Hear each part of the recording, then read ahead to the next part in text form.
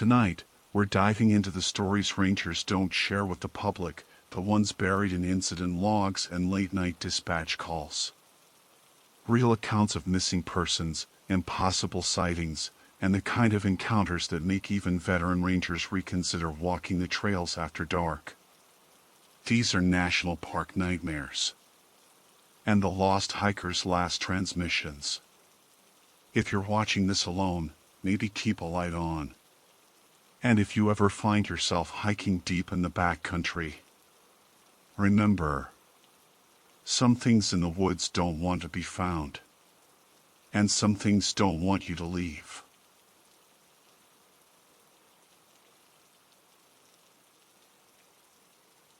My name is Jude Kessler, and I am a field technician contracted by Redwood National and State Parks to assist with seasonal structural assessments, primarily focusing on storm-damaged boardwalks, compromised footbridges, and erosion-prone segments of lesser-used trails.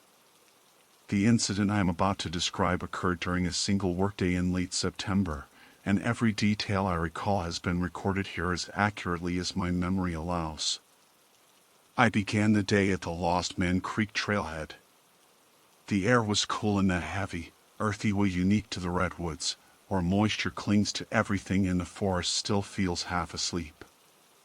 My assignment was straightforward: walk a section of an old service spur that had reportedly shifted after a recent storm and verify whether the soil beneath one of the older elevated walkways needed reinforcement. I didn't expect to run into anyone. It was a weekday morning, well before most hikers made it deep enough to cross that spur. I followed the main trail until the first fork and then stepped onto the service path. It was narrow, lined with ferns and nurse logs, quiet enough that I could hear individual droplets falling from branches. For the first hour or so, everything felt normal. I took photos of a washed-out culvert, flagged a leaning post, and made notes on my clipboard. I stopped once to listen to a distant woodpecker, its tapping echoing faintly between the trunks. The first moment of unease came when I noticed how little wind there was.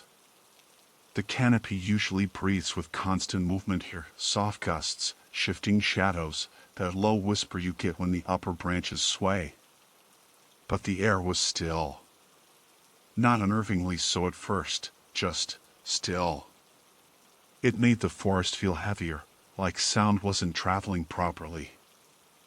I reached the walkway around 10:30 a.m. It was a short, aging structure spanning a low patch of marshy ground, maybe 20 feet long. I crouched, checking the support beams. Some soil sloughed away at my touch, confirming what the previous ranger suspected. I stood, brushing dirt off my gloves, and looked deeper into the trees. There was movement. Not the kind you instinctively dismiss. This wasn't a deer or a fox or drifting foliage. It was a shape, upright, human-sized, partially obscured by intervening trunks. At first, I assumed it was another ranger or maybe a researcher from the nearby monitoring station. But something about the posture struck me as odd. It wasn't walking. It was swaying. Slowly. Repeatedly. Like someone trying to regain balance or nodding off while standing up. "Hello?" I called out. The figure didn't respond. I stepped a few paces closer. The forest floor there is soft, padded with needles. My footsteps made almost no sound. As the angle changed, the gaps between the trees rearranged, and I could see the figure more clearly. A man. Male build, at least. Jeans. A jacket. Head tilted slightly forward. Shoulders hunched just a little. But it was the lower half that made my stomach turn. His feet weren't touching the ground. They hung a few inches above it, literal inches, not anything that could be mistaken for uneven terrain.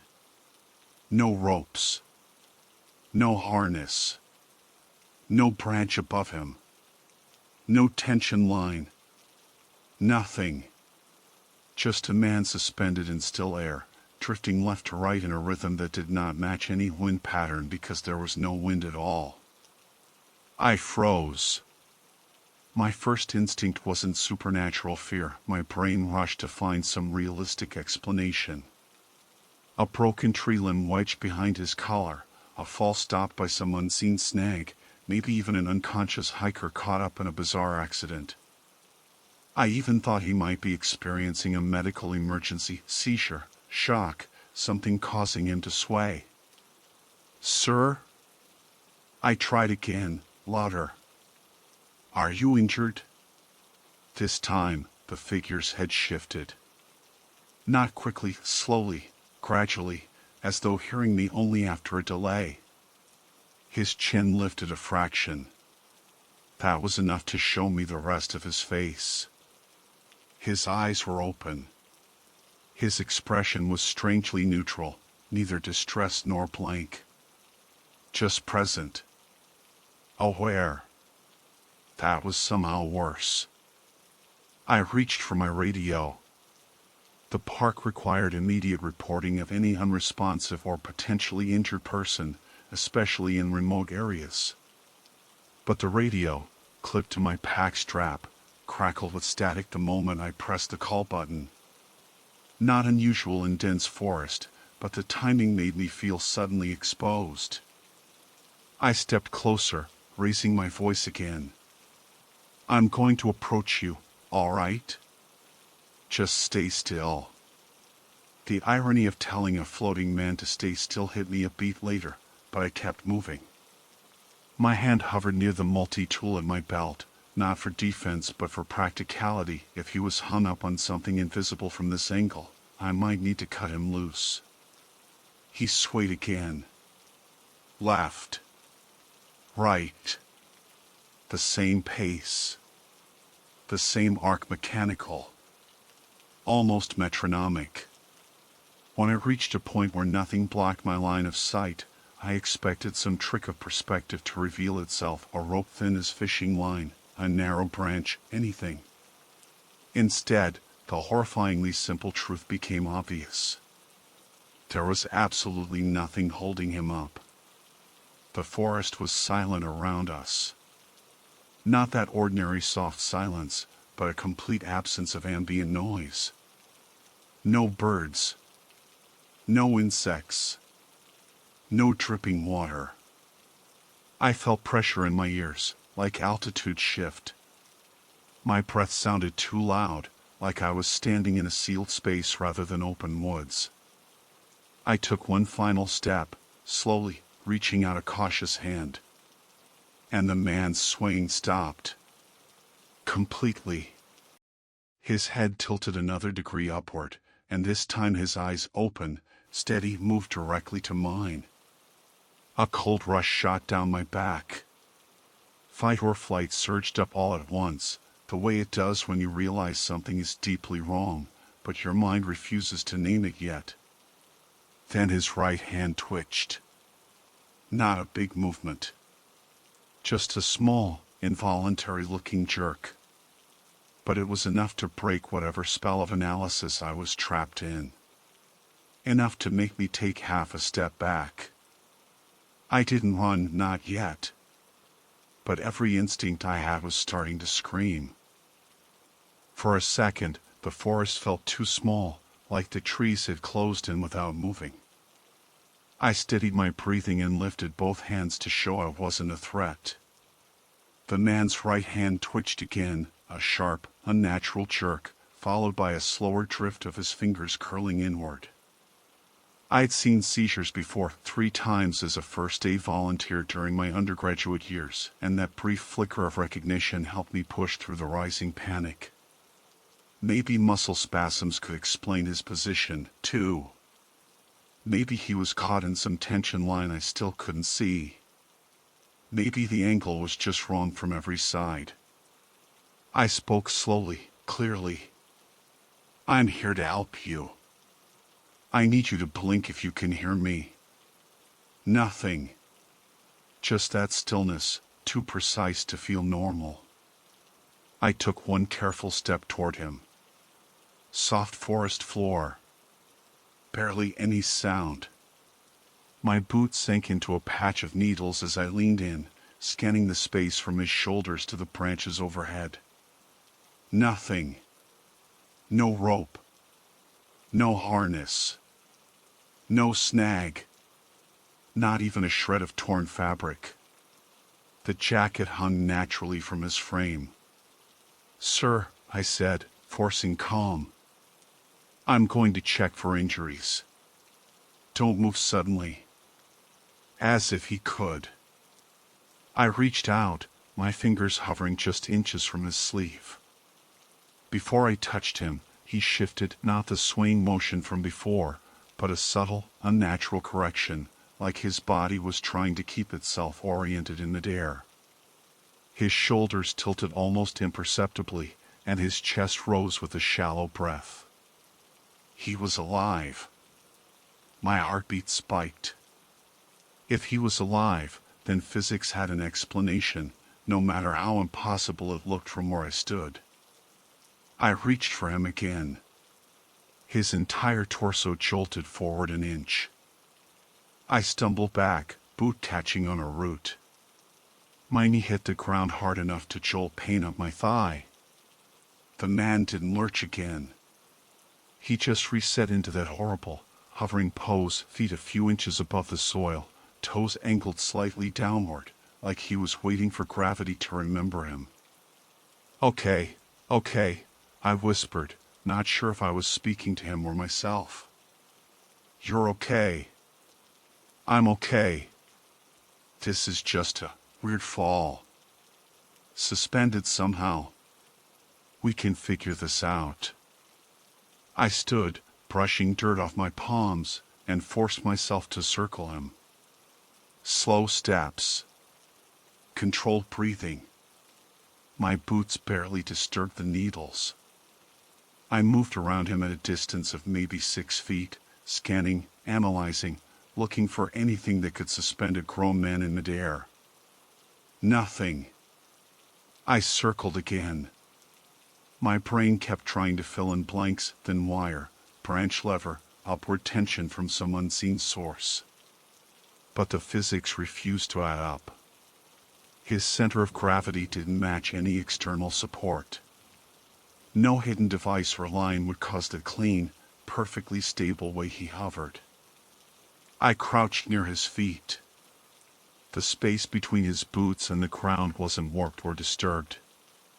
Even the dusting of loose needles below him looked untouched, as if nothing at all had brushed or shifted them recently.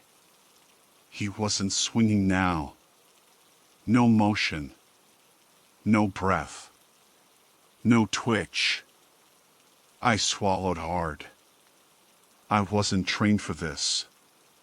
My contract covered structural evaluation, minor emergency support, and the occasional lost hiker, not whatever this was. But I couldn't just walk away. If he was alive, he needed help. If he wasn't, then something unimaginable had happened, and search and rescue needed to know immediately. I pressed my radio again. "Base, this is Kessler. I need urgent assistance on the old service spur near Lost Man Creek. Possible medical emergency. I've got an unresponsive." Static swallowed the rest of my words. A low, warbling hum cut through, then silence. I tried again. "Base, do you copy?" More static. I turned slightly away from the man, angling the radio skyward, trying for a better position. The forest shifted behind me. Not sound. Not motion. Just pressure. Like something occupying space that wasn't occupied before. The hairs on my arms rose. I turned back sharply. The man's head was now angled a full 5 degrees higher. His eyes were locked onto mine. He hadn't moved in the half second I looked away. But he had. I knew he had. That tiny change, subtle, deliberate, hit deeper than any dramatic gesture would have. I forced myself to take a steadying breath. "Sir, can you hear me?" Blink once. His eyelids parted a millimeter more, as if widening from dryness rather than intent. I stepped toward him again. My pulse thudded in my throat, but I kept my voice calm. "I'm going to check your pulse, okay? Just stay still." At least that part was guaranteed. I reached out, hand trembling slightly, and brushed 2 fingers along the side of his neck. His skin was warm. My breath caught. Warm meant circulation. Circulation meant life. And if he was alive, then adrenaline or trauma or shock could be making him rigid. Catatonia was rare but not impossible. So maybe he'd fallen, snapped into a rigid position, and his throat pulsed. Not with a heartbeat, but with a sudden, sharp swallow.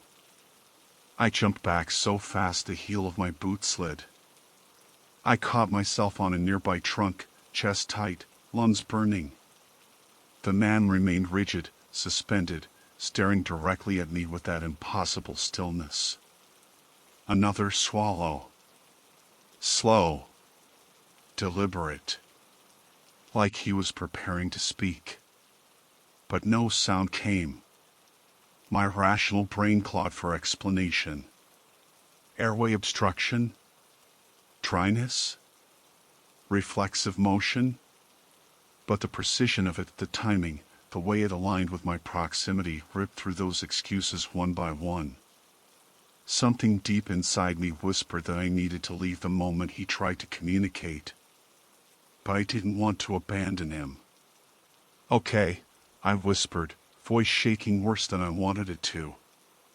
"We're going to take this step by step. I'm going to back up and call for assistance again. You just hold on."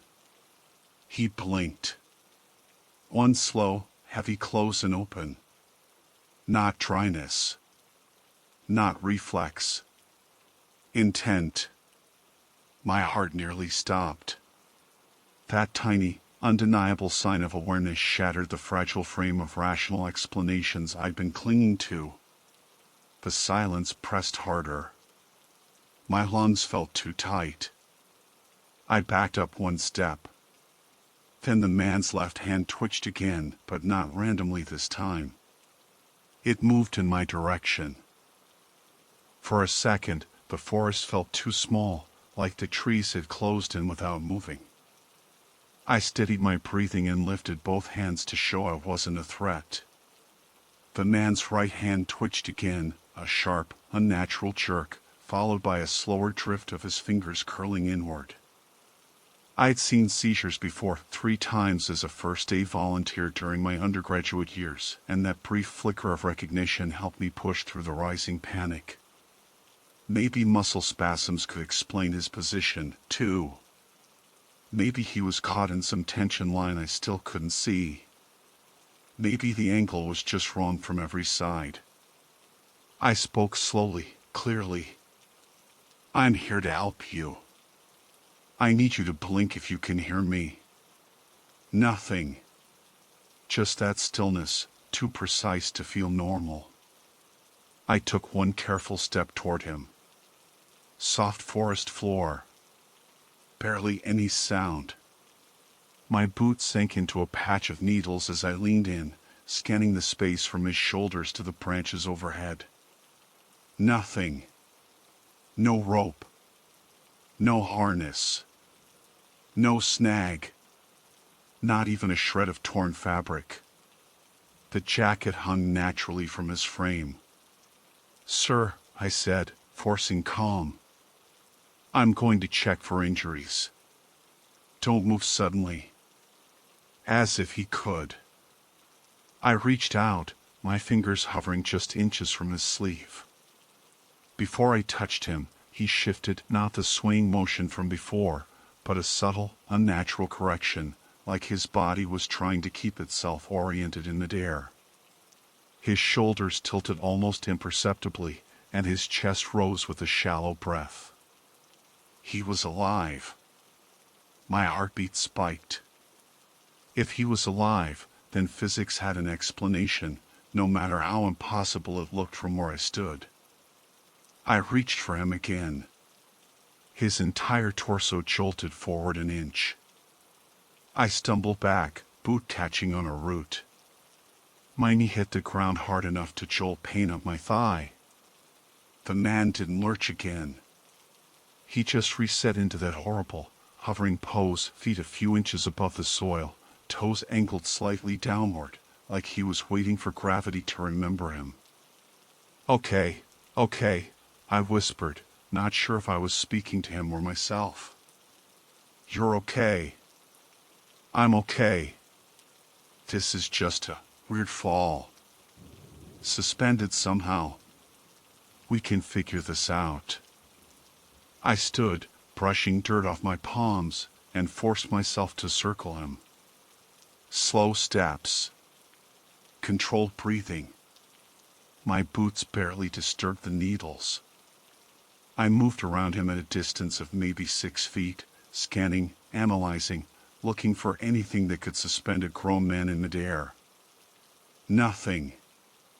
I circled again. My brain kept trying to fill in blanks, thin wire, branch lever, upward tension from some unseen source. But the physics refused to add up. His center of gravity didn't match any external support. No hidden device or line would cause the clean, perfectly stable way he hovered. I crouched near his feet. The space between his boots and the ground wasn't warped or disturbed. Even the dusting of loose needles below him looked untouched, as if nothing at all had brushed or shifted them recently. He wasn't swinging now. No motion. No breath. No twitch. I swallowed hard. I wasn't trained for this. My contract covered structural evaluation, minor emergency support, and the occasional lost hiker, not whatever this was. But I couldn't just walk away. If he was alive, he needed help. If he wasn't, then something unimaginable had happened, and search and rescue needed to know immediately. I pressed my radio again. Base, this is Kessler. I need urgent assistance on the old service spur near Lost Man Creek. Possible medical emergency. I've got an unresponsive. Static swallowed the rest of my words. A low, warbling hum cut through, then silence. I tried again. Base, do you copy? More static. I turned slightly away from the man, angling the radio skyward, trying for a better position. The forest shifted behind me. Not sound. Not motion. Just pressure. Like something occupying space that wasn't occupied before. The hairs on my arms rose. I turned back sharply. The man's head was now angled a full 5 degrees higher. His eyes were locked onto mine. He hadn't moved in the half second I looked away. But he had. I knew he had. That tiny change, subtle, deliberate, hit deeper than any dramatic gesture would have. I forced myself to take a steadying breath. Sir, can you hear me? Blink once.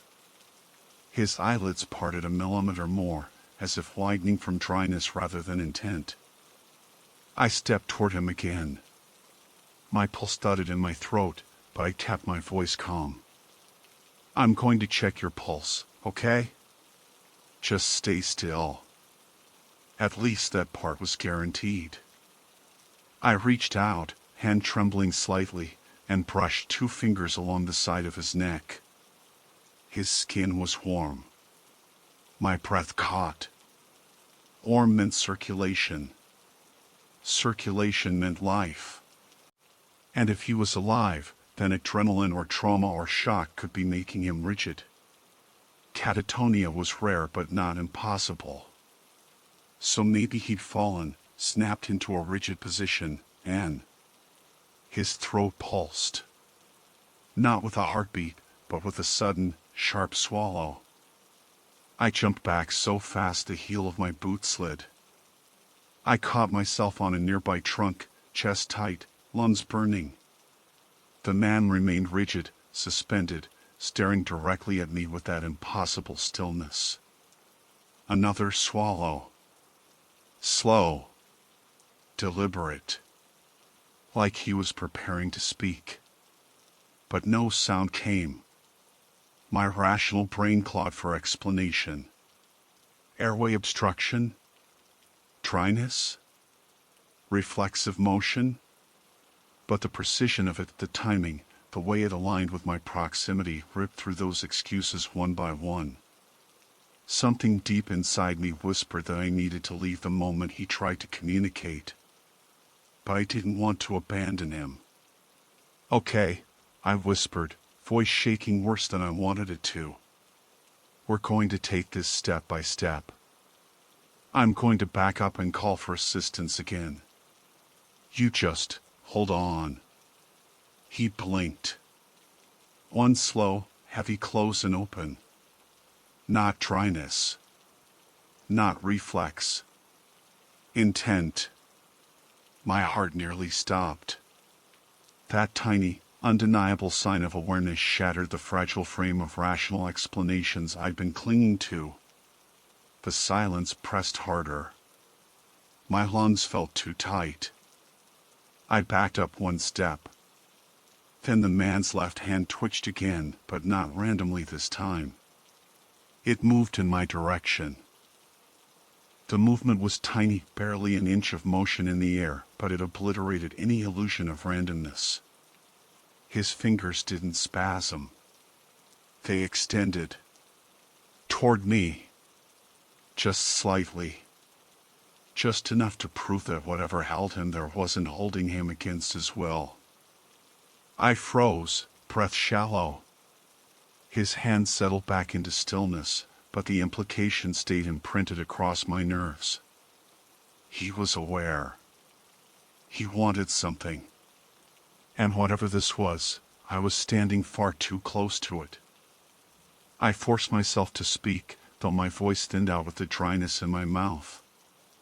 "If you can hear me, if you understand me, I'm here to help, but I need you to tell me what's wrong." His fingers twitched again, an unmistakable curl inward, slow and deliberate as though trying to beckon. A gesture to come closer. I didn't move. My legs pressed backward of their own accord, boots digging into the soft needles, refusing to let me walk into that silent request. My brain clawed through my training, assess, stabilize, call for backup. But nothing applied cleanly to a man suspended with no visible support. "Okay," I whispered. "Okay. I'm backing up for your safety and mine." His jaw tightened. Not a flinch, tension. The kind that suggests someone fighting to speak or hold something back. His throat worked again, one slow swallow, then a shallow rise of his chest. He inhaled. That shouldn't have terrified me. Someone breathing should have been reassuring. But the inhale was so small, so controlled, so unnatural in its timing that it felt like I was watching a puppet rehearse the idea of breathing. "Stay calm," I said, though I was talking to myself more than him. "I'm going to step back and call for assistance again." I lifted the radio. The man's eyes followed the motion. Slowly. Precisely. As if the movement caused him pain, or concentration, or both.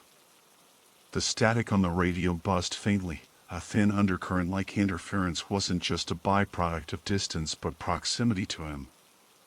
I pressed the button. "Base, this is Kessler. If you're receiving any part of this, I have an injured individual on the spur." He's unresponsive to standard communication but alive. I need medical evac. Please acknowledge. Static. Then a fragment of a voice, half a syllable, then silence. I pushed the transmit button again. Bass, if you can hear. The man exhaled. Hard. It wasn't loud, but the force of it hit me like a warning. His entire body jolted an inch downward, as if gravity remembered him briefly, then returned to that unnatural suspension. His eyes sharpened, a clarity or urgency I couldn't parse. I'm not trying to leave you, I said, heart pounding. I'm trying to get help. Another twitch. This one in his shoulder. A brief, sharp motion toward me, an angle that read less like beckoning and more like restraint. A motion that said don't. And the realization that he didn't want me to call for help chilled me all the way through. Injured people don't care who comes to help them. They just want help. Unless something else was at play, shock, confusion, disorientation, but nothing about this lined up with any known behavior. I lowered the radio slowly. What do you want me to do? His chest expanded slightly. Another inhale.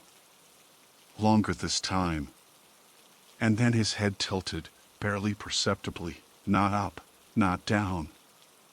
To the side. A tiny shift, angled deeper into the forest, away from the trail, away from where I stood. He was indicating something. I followed the line of his gaze across the dense understory. Ferns. Fallen limbs. A thick cluster of redwoods with massive trunks. Nothing stood out. And then I saw it. A shape partially obscured behind a cedar sapling. A second figure. Lower to the ground. Slumped, half collapsed against a fallen log. I hadn't noticed it earlier because of the angles, the shadows, the oppressive stillness, but now that I knew to look, it was unmistakable. A person.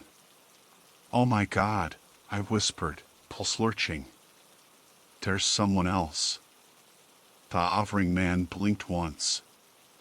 Slow. Heavy. Intentional. I moved toward the second figure immediately.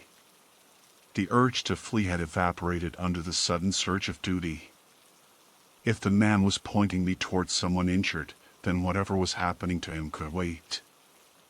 I reached the slumped shape within seconds. Kneeling beside them, I saw it was a man in his 40s, maybe 50s, wearing a weather-resistant hiking jacket and boots caked with dried mud. His head lolled sideways, chin against his chest. His breathing was shallow but present. I shook his shoulder gently. Sir, hey, can you hear me? A weak, almost imperceptible groan slipped out. His eyelids fluttered but didn't open. I checked his pulse. Rapid. Too rapid. Heat radiated from his skin. Dehydration? Illness? Maybe he'd collapsed, and the first man, whoever he was, had tried to get help before collapsing himself. It was the first explanation that made any sense, even if it still didn't explain the suspension. Okay, I murmured, talking to the man on the ground now. You're okay. I'm going to get you out of here. Just hold on. I reached for my radio again. The hovering man made a noise. It was the faintest sound I've ever heard, barely more than a forced breath, but sharp enough to yank my head back toward him. He wasn't looking at the slumped man anymore. He was looking past me. Not at the ground. Not at the injured hiker. At me. Directly. With a kind of urgency that cracked through his stillness like a warning. His hand rose. Not fully. Not quickly. But the motion was unmistakable, an attempt to lift his arm, trembling with effort. Then his fingers curled inward. A fist. Not threatening. Warning. A fist tightening, trembling, as if telling me no. Why? I whispered. The man on the ground groaned louder, shifting slightly. I glanced back at him, heat radiating off him in waves, his breathing shallow and rapid. He needed help now. Every instinct told me so. But the hovering man. His fist tightened harder, shaking. And then his entire body jerked, a violent spasm, as if something had pulled a string through his spine. His legs kicked forward a half-inch, not down, not up, but outward. And then he fell. Not gracefully. Not lightly. He dropped like gravity slammed back into him all at once, crashing into the soil with a heavy, sickening thud. I flinched but surged forward on instinct, kneeling beside him. He was breathing ragged, painful breaths, but he was on the ground now. His eyes squeezed shut in agony. "Don't," he choked, voice barely audible. "Don't touch him." I stared at him, confused, heart pounding. The man behind me? Why? He's dying. His eyes opened. Not fully, just enough for me to see the raw fear inside them. Not dying. His fingers clawed weakly into the soil, as if holding on against something I couldn't see. He isn't with us. I turned slowly toward the collapsed figure behind me. The figure that hadn't moved. The figure whose breathing I assumed I heard. Except now that I looked closer. The chest didn't rise. The chest didn't fall. It hadn't moved once since I knelt beside it. And the heat I felt. I touched the man's shoulder again. Cold. Not fresh. Not recent. Cold long enough that no living person could be. My stomach dropped straight through the forest floor. I turned back to the man who'd just fallen from midair, his voice nothing more than a rasp. He waits for anyone alone. My pulse hammered. The forest seemed to contract around us. And the figure behind me, quiet, still, unmoving, shifted its weight ever so slightly. Not rising. Not breathing. Just adjusting. As if preparing. For me. The man on the ground whispered a final word, strained, terrified. Run. And this time, I did.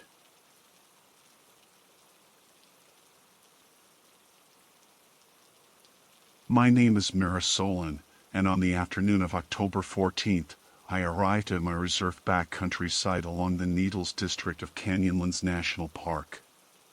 That sentence sounds calm when I write it, but I remember how harsh the sun was, how dry the air felt on my tongue, and how even my breath seemed to come back warm off the red rock around me.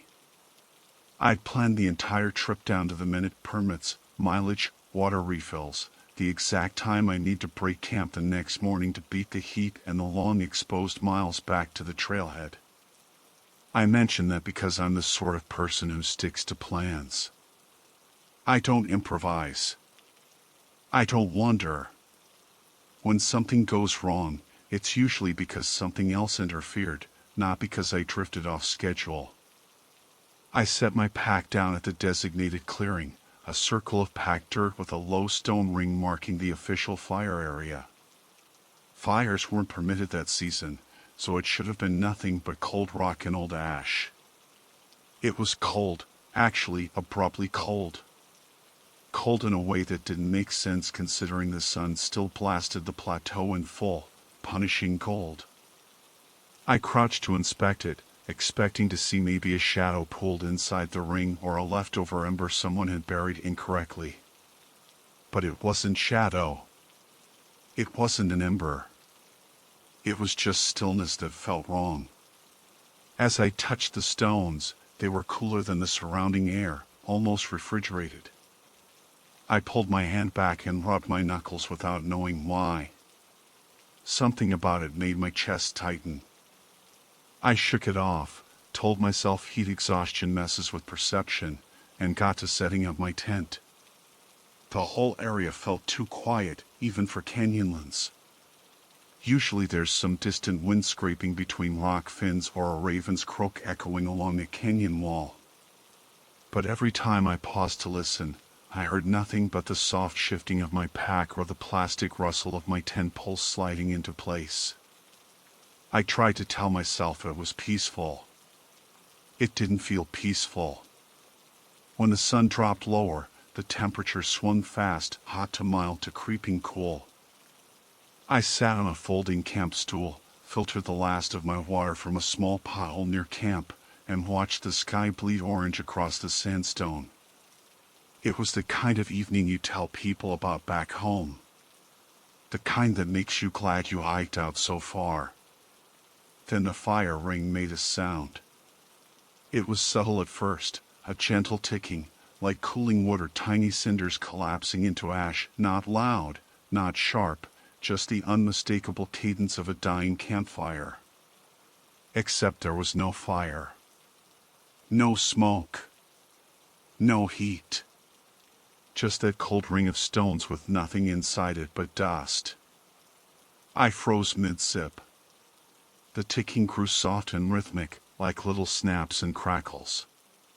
It wasn't echo, it wasn't wind. It was too close, too deliberate. I set my bottle down carefully, not wanting to disturb whatever I was hearing as if it were an animal I didn't want to startle. I leaned closer.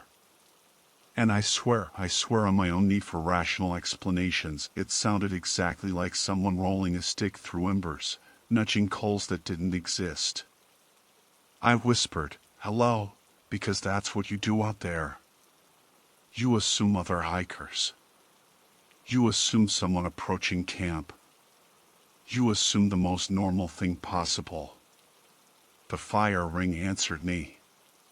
At first it was the soft crackle of cooling stones, but then it shaped itself, slowly, gradually, into something with cadence. It sounded like wood splitting under heat, except the breaks formed syllables. A moment later, they formed my name. It didn't say it clearly. It wasn't a voice, not in the literal sense. It was more like the suggestion of one disjointed, warped, broken into snaps and pops. But the pattern was unmistakable. Me, R.A. A pause. So, Len. I stumbled backwards so fast I kicked dirt into my own tent vestibule. My pulse hammered in my ears, drowning out everything else. The ring went quiet. I didn't call out again. My mouth was too dry. My hands shook. I wiped them on my hiking pants, thinking maybe I'd imagined it, that dehydration or sun exposure had pushed me into some kind of auditory illusion. Canyonlands can be disorienting like that, big open spaces that mess with the mind. I paced the small clearing, forcing myself to slow my breathing. I kept checking the horizon for other hikers, but the landscape remained empty. Miles of red rock, dip and rise terrain, shallow cliffs, no movement. I told myself I'd misheard. That's what I chose to believe until sunset finally dropped behind the canyon walls, turning everything deep blue and silver. I sat on my stool again, too uneasy to eat, just waiting for my body to calm down enough to sleep. Then it happened again. The fire ring hissed, a single, soft exhale like a flame catching on dry wood.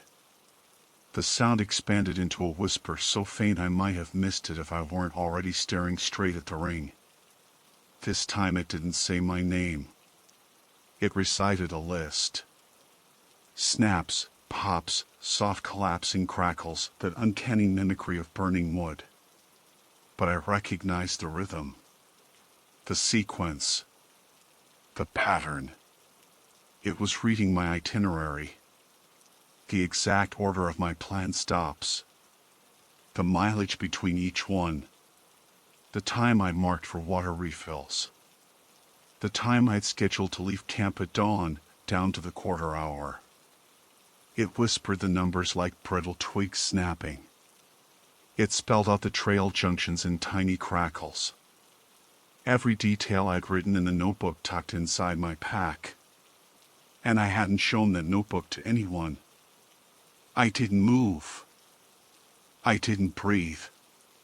The night pressed closer around me, and all I could think was, something here knew my plan better than I did. The fire ring fell silent, leaving the desert darker and larger than before. And I realized I had no idea whether sticking to my itinerary was going to keep me safe anymore or lead me directly into whatever had just spoken. I didn't sleep after that. I didn't even try. I stuffed my notebook deeper into my pack as if hiding it would somehow undo the fact that something already knew every page inside it. I kept scanning the desert around me, but everything stood still, too still, as if the world had decided to hold its breath with me. Even the air felt reluctant to move. My headlight beam shook in my hands whenever I swept it across the ground, catching only red sand, scrubby brush, the jagged silhouettes of distant spires. The fire ring stayed dark, quiet, empty. But the silence had shape now. It had attention. I tried to talk myself down. Sound travels strangely in canyons. Temperature shifts create auditory illusions. Rocks contract at night, and maybe I'd misinterpreted the rhythm of it. Maybe the crackles just happened to mimic the exact sequencing of my itinerary. People hallucinate when they're dehydrated. People hear what they fear. But none of those explanations helped me understand how the fire ring had shaped my full name, or why it stopped whispering the moment I backed away. The ranger in me, the hyper-prepared planner part, kicked in. I decided I needed a time check. I pulled out my GPS.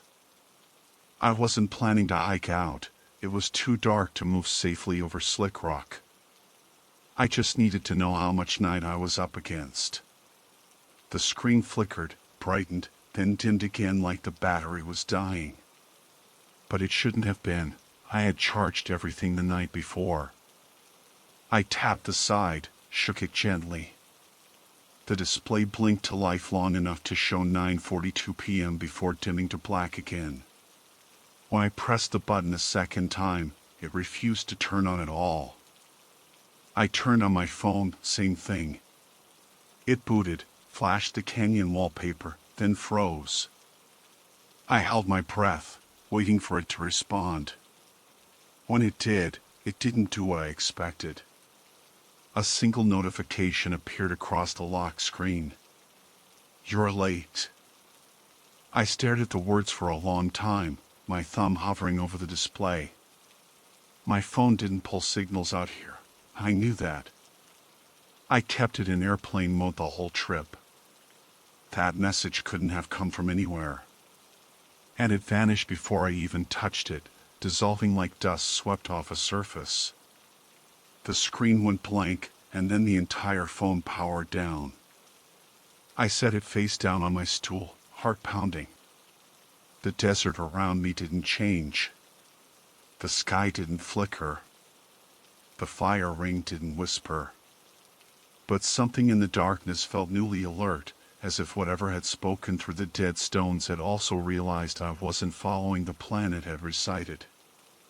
I didn't want to leave camp. But I also didn't want to sit here waiting for the next impossible thing to happen. I walked a slow circle around the perimeter, keeping my headlamp low to avoid tunnel vision. My boots scuffed through the fine sand. A few dry branches cracked underfoot. Normal noises. Tangible ones. That grounded me slightly. Then a second sound drifted in, far, soft, almost too faint to identify. I clicked off my headlamp instinctively and listened. The sound repeated. It wasn't a whisper this time. It was footsteps. Coming toward camp. Slow, careful, measured footsteps. Like someone trying not to disturb a trail at night. They came from beyond the curve of rock to the west, too far for my light to reach, but close enough that I could sense the direction. They weren't animal steps. I know how elkos and coyote paws sound in desert terrain. These were human. Weighted on the heel. Slight roll forward. I crouched behind the low rock shelf near my tent, forcing my breath to quiet. I waited to hear a headlamp, or see the glow of one. Maybe another hiker had gotten turned around in the dark. Maybe someone had wandered off trail. That would be normal. That would be solvable. But no light appeared. Instead, the footsteps halted just out of view. The person, or whatever it was, stood still long enough that the desert silence started buzzing in my ears. I swallowed hard, feeling the click in my throat echo inside my head. Then the footsteps resumed. But this time, they didn't come any closer. They circled. A slow arc around the clearing, never breaching the line where my light would have caught them. Whoever it was seemed to know exactly how far the campsite radius extended. Each step landed just beyond it, tracing a wide circle around me. The pattern was too deliberate to be accidental. A seasoned hiker might move cautiously in the dark, but they wouldn't orbit a campsite without announcing themselves. I kept one hand near my pocket knife, even though I knew it wouldn't help against anything except maybe my imagination. The footsteps paused directly behind the fire ring. And the ring whispered again. A single pop, then a crackle. The sound of a twig splitting under heat. Then it repeated the last line of my itinerary, depart camp 5:15. The footsteps shifted. Sand moved. Something exhaled, not human, not quite mechanical, just wrong. A dry sound, like wind forcing itself through a cracked vent. I squeezed my eyes shut and forced myself not to bolt into the dark. Running blind in canyonlands is a fast way to break a leg or fall off a ledge. I stayed completely still, clutching the rock with both hands. The fire ring fell silent. The footsteps faded. Now a wave down. It was absurd, but that's the direction they went. Like something descending a set of stairs carved into the earth that didn't exist. Each step softer than the last until I couldn't hear anything at all. I stayed frozen until the cold started creeping up my legs and into my spine. Only then did I inch back to my tent. I zipped myself inside quickly, though I knew fabric wasn't a barrier to anything real. I turned off my light and sat in the dark, listening. Not daring to lie down. Not daring to blink too long. Minutes passed.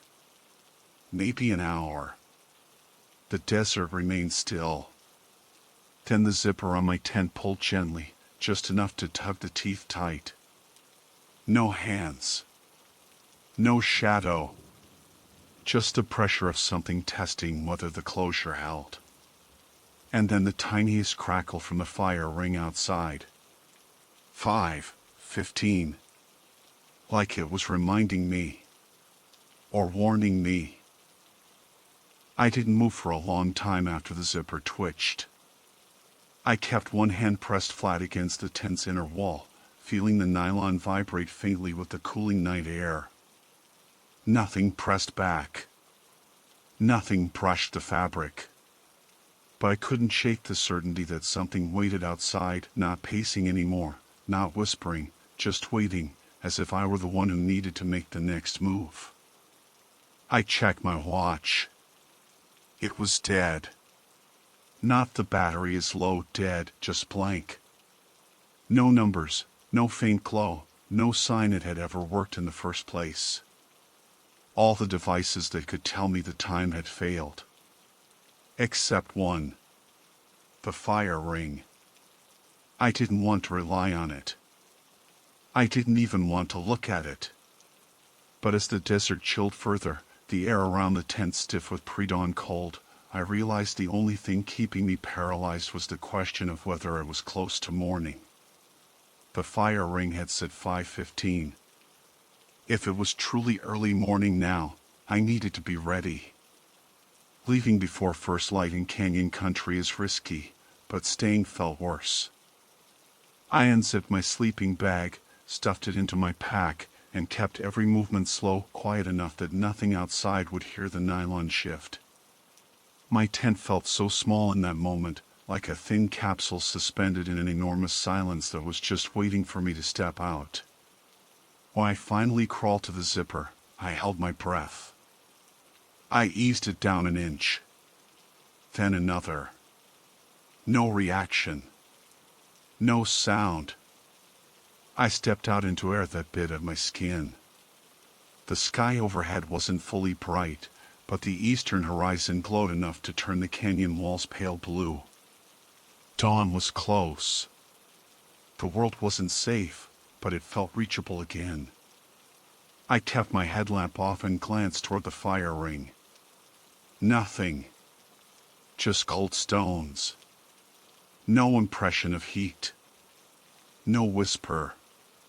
Just an unlit circle in the dirt. That made me more anxious, not less. If it had gone quiet, that meant it didn't need to talk anymore. It had delivered its message. And whatever had circled my camp in the dark, whatever had pulled at my zipper, had retreated. Not vanished. Just shifted somewhere I couldn't sense. I hoisted my pack, tightening the straps. My hands were shaky, but I forced myself to breathe slow and steady. This was still Canyonlands. People do this hike every day. Conditions hadn't changed. Only my understanding of what the desert can hold had shifted. I started walking at a controlled pace, aiming for the junction at the base of the shallow canyon ridge. The trail snaked through slick rock and sand pockets, weaving between spires of stone like a corridor. My boots crunched with each step, not loud, but loud enough that I could tell if something else walked behind me. Nothing did. At least, not at first. I'd covered maybe half a mile when the world around me shifted in a way I didn't immediately recognize. The sky brightened, but the light felt oddly muted.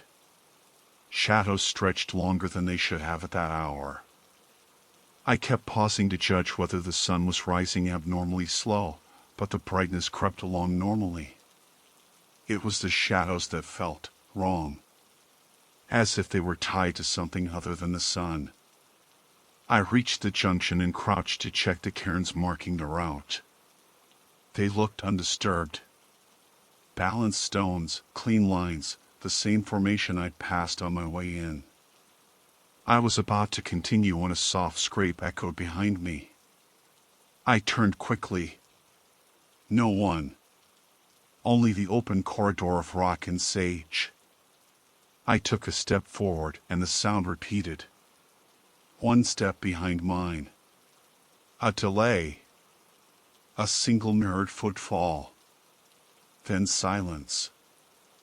I froze, pulse hammering so loudly it felt like it drowned everything else out. For one long moment, nothing moved. The desert held its breath again. Then another step behind me landed. Slow. Deliberate. A weight pressing into the sand exactly where I had stepped less than a minute earlier. I didn't see anything, but I saw the sand shift. Not a lot. Just enough to betray pressure. A small slide of grains, like something unseen had tested the ground. I backed away from it carefully, never turning my back fully. My mouth felt dry, metallic. The rising light cast long pale beams across the canyon walls, but none revealed a figure or a footprint. Just that displaced sand matching my stride. I forced myself to speak, because silence made me feel hunted. "I'm leaving," I said, my voice thin and raspy. "I'm not staying. I'm not going off-route. I'm leaving exactly as planned." Nothing answered. The fire ring was miles behind me now. But that didn't comfort me. If anything, I felt the absence of its presence the way you feel a gap in your teeth with your tongue wrong, empty, impossible to ignore. I kept moving. As I walked, the footsteps behind me didn't follow. They didn't echo. They didn't repeat. Instead, they seemed to anticipate. Every time I slowed, I heard a small shift in sand ahead of me. Every time I stopped to adjust my pack, I heard a dry exhale from somewhere up the trail, like something bracing itself. Not chasing. Guiding. The realization made my chest feel tight. It didn't want me to deviate. It wanted me on the itinerary. My itinerary. The one it recited like an instruction manual. When the trail curved along a low shelf overlooking a shallow drop, I felt something change in the air like static. My skin prickled. I paused, scanning the landscape for movement. The wind picked up just enough to carry a thin breath of sand across the rock. And among the faint hissing, barely audible but absolutely real, came the brittle pop of cooling stone. Not from behind me. From ahead. The same crackling cadence as the fire ring. It whispered the next waypoint on my itinerary. The exact mileage I had written. The timing I was supposed to reach it. My throat tightened. The world around me felt too still, too expectant. I took a step forward. The whisper stopped. The sand ahead trembled, like something invisible shifted its weight. My mind raced with all the rational explanations I had left: temperature changes, auditory illusions, seismic micromovements, the weird acoustics of canyon corridors. But no explanation fit the fact that it knew my schedule to the minute.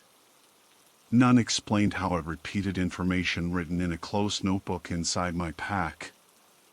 I kept my eyes fixed on the horizon and pushed forward, following the path exactly. Not speeding up. Not slowing down. Each step placed where the trail markers intended. Gradually, the whispering sand quieted. The strange footsteps faded. The shadows shortened into normal proportions as the sun rose. The landscape regained its familiar stillness. Only when I reached the final switchback overlooking the trailhead did the air shift one last time. A tiny pop, the faintest crack, like a single ember collapsing in an empty fire pit.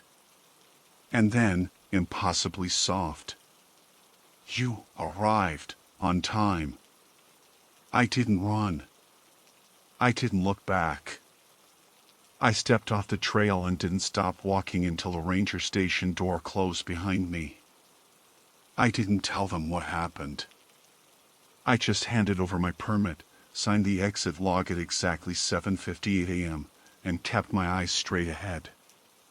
When I turned to leave, the ranger looked at the timestamp and said, "Right on schedule." My skin crawled. Because I hadn't told anyone what my schedule was. Not even the ranger I checked in with the day before. And as I walked to my car, the desert behind me stayed quiet. Too quiet. Like something had finished what it came to do. And was waiting for someone else's itinerary next.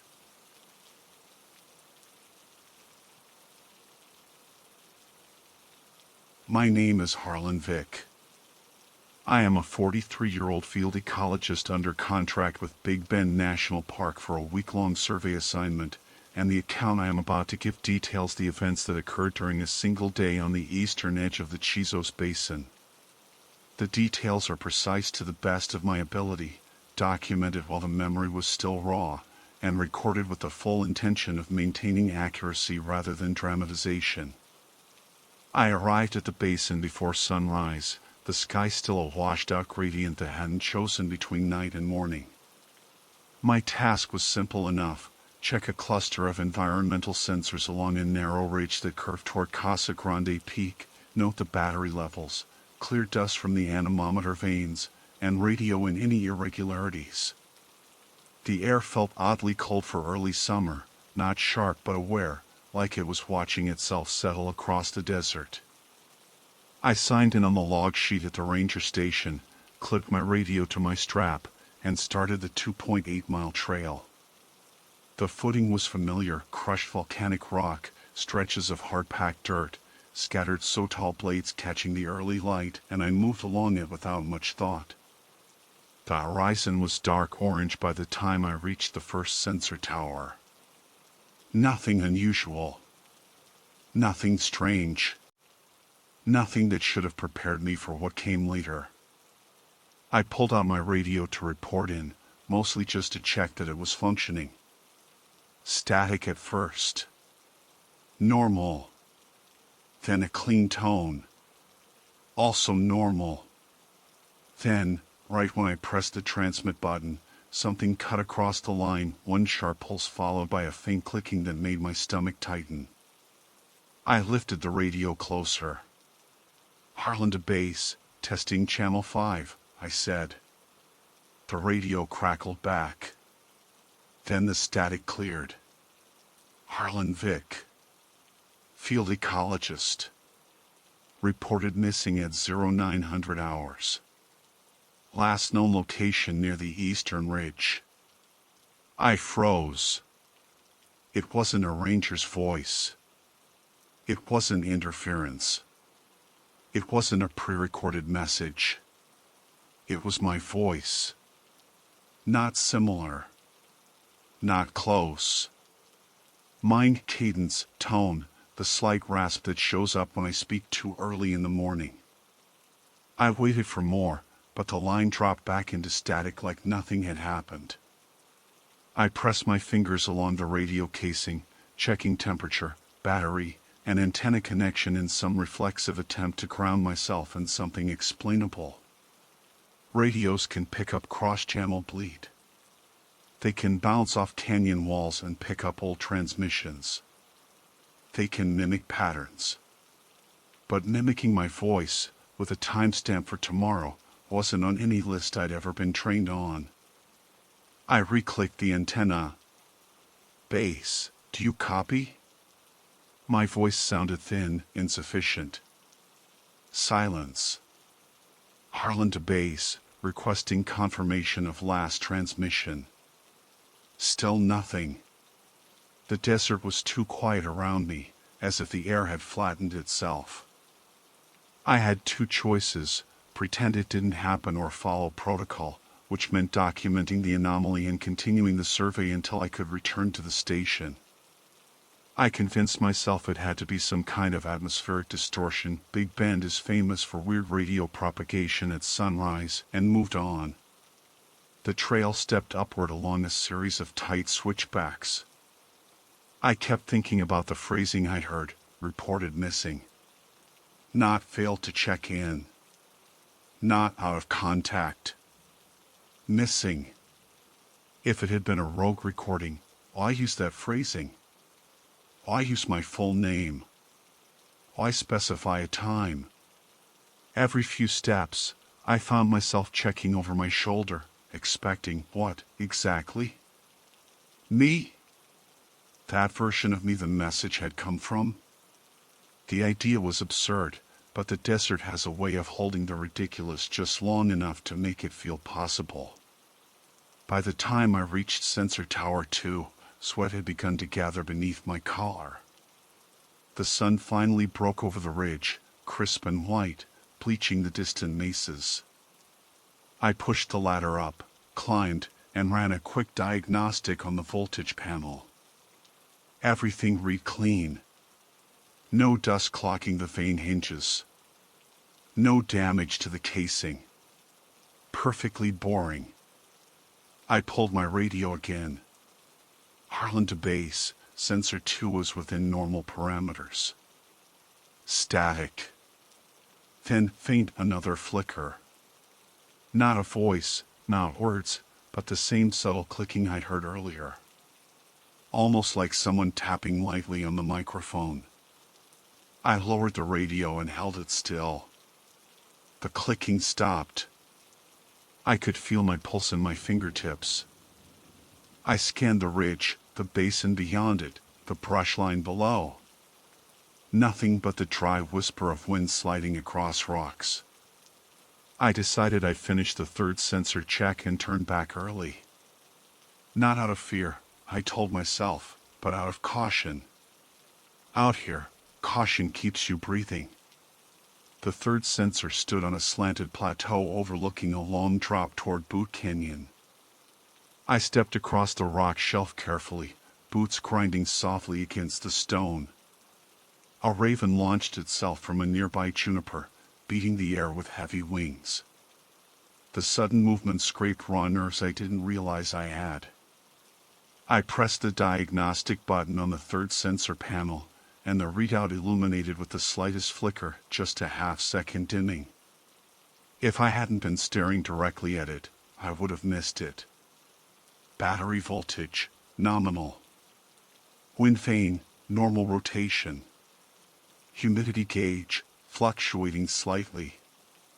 Signal relay, intermittent interference detected.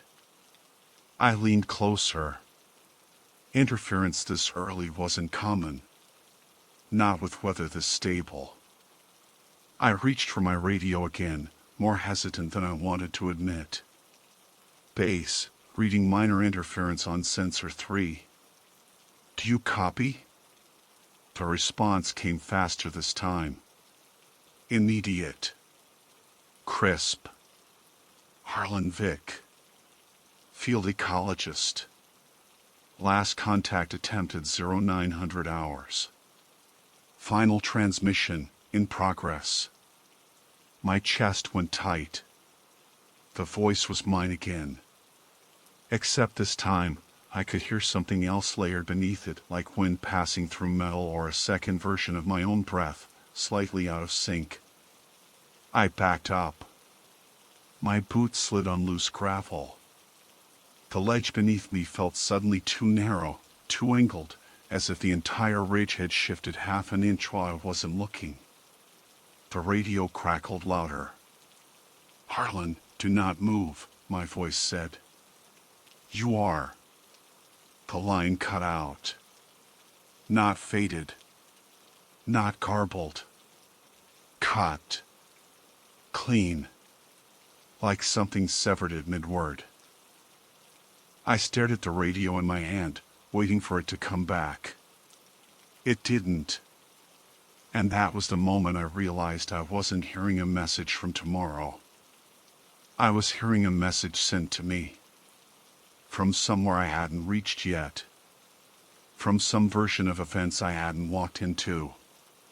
And it wanted me to stop.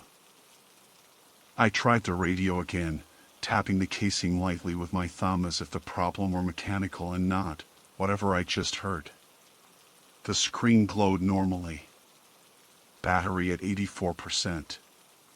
No heat spikes. No sign that anything was malfunctioning.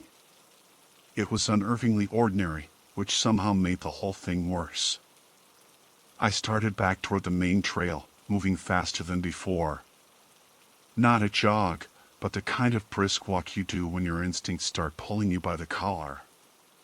The basin stretched out below me in wide, familiar folds of rock and shadow, but none of it felt familiar now. It felt staged. Arranged. Like the moment you realize a painting isn't just a landscape, it's an exit you can't quite see. On the switchback above me, gravel shifted. One short scrape. I stopped immediately. Nothing moved. No hiker silhouette, no ranger, no animal darting between rocks. The trail above was empty. I told myself to keep going. Trails echo. Loose rock tumbles on its own. But my body wouldn't.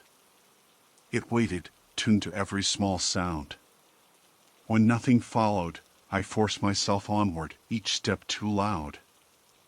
I kept glancing up toward Casa Grande Peak, trying to anchor myself with something that made sense. The mountain looked the same as it always had, massive, patient, carved from ancient fire, but the desert light around it felt off. Too still, somehow. As if the day hadn't woken up properly.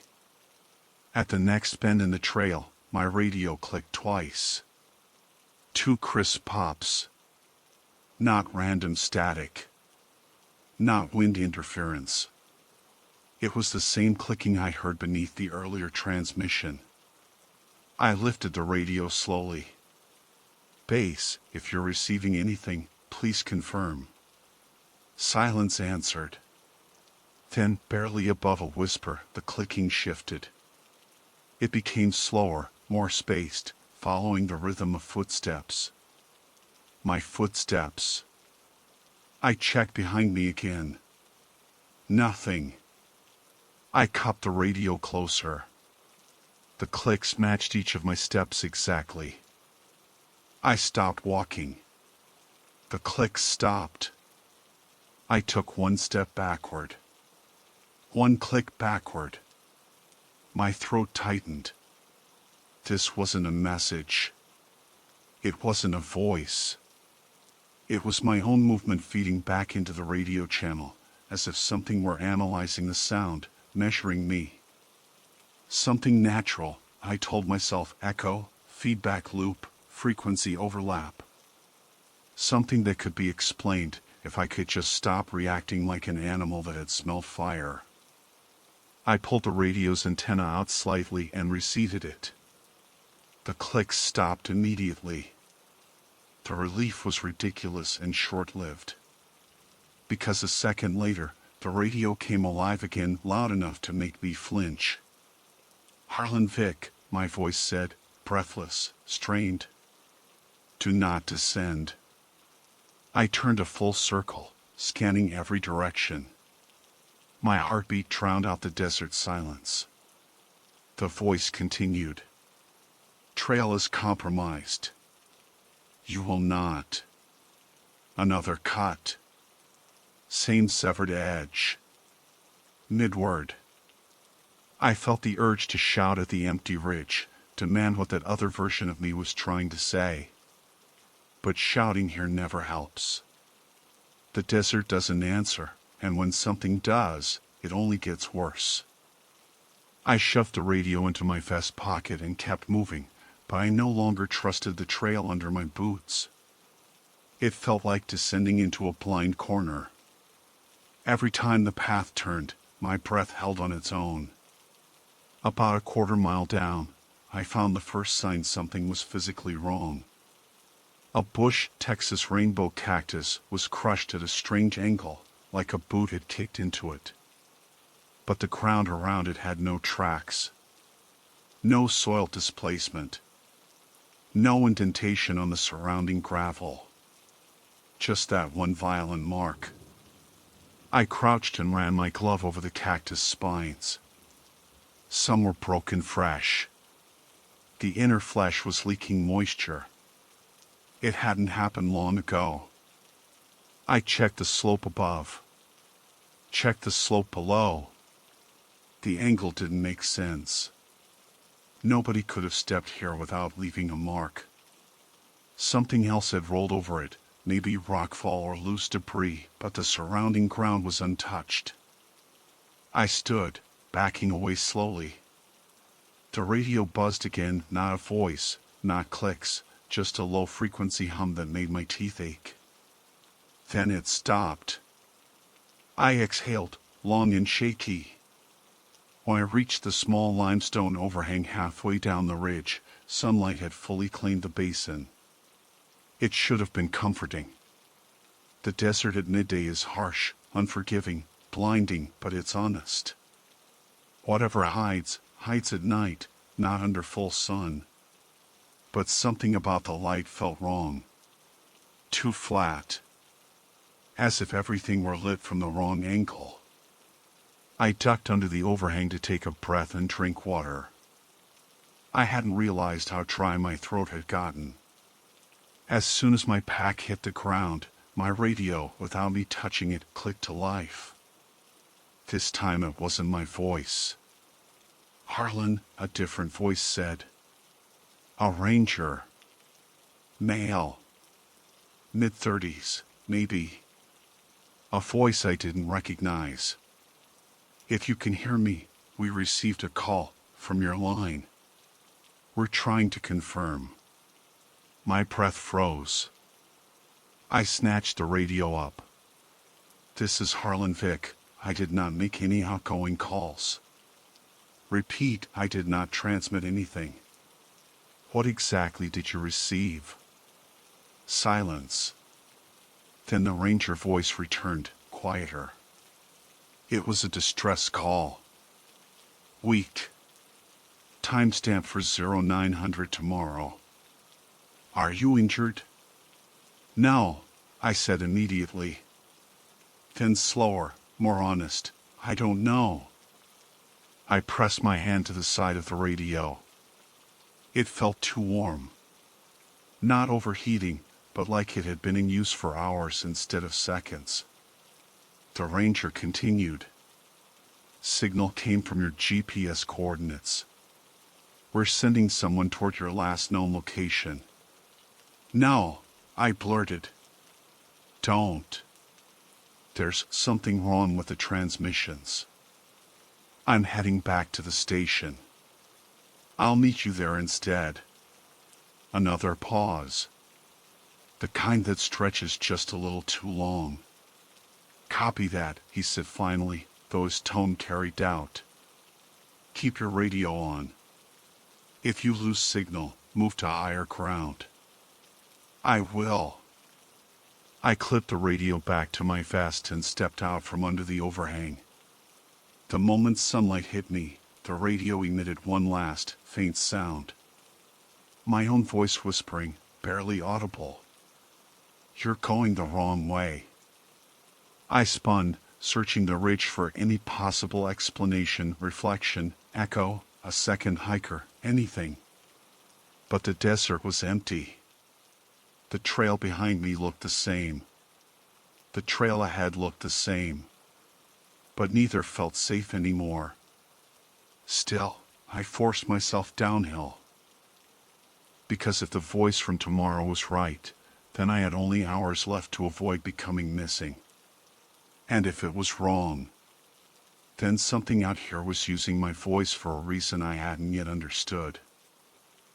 The rest of the descent should have taken 40 minutes, maybe less if I pushed, but every 100 feet felt stretched, as if the trail had grown longer without changing shape. I kept checking the sun's position, confirming that time was still moving normally. It was. The shadows shifted like they always did, sliding along the slopes in slow, predictable arcs. But nothing else felt predictable. About halfway down the ridge, the radio crackled again, not a message, just a brief, sharp peaking signal, like something had pinged my location. My GPS flashed an error for the first time all morning. A simple, infuriating signal lost. I held the device above my head. Still lost. I tapped the screen with too much force, then forced myself to breathe. GPS interference happens. Rock faces, narrow corridors, atmospheric density, it can all choke a signal. It wasn't unnatural. But today, after everything else, it felt targeted. The wind picked up, sliding across the ridge in long, low breaths. It carried the faint mineral smell of hot stone and something else beneath it, metallic and thin. I walked faster. At the next bend, I saw a figure. My breath snagged hard enough to hurt.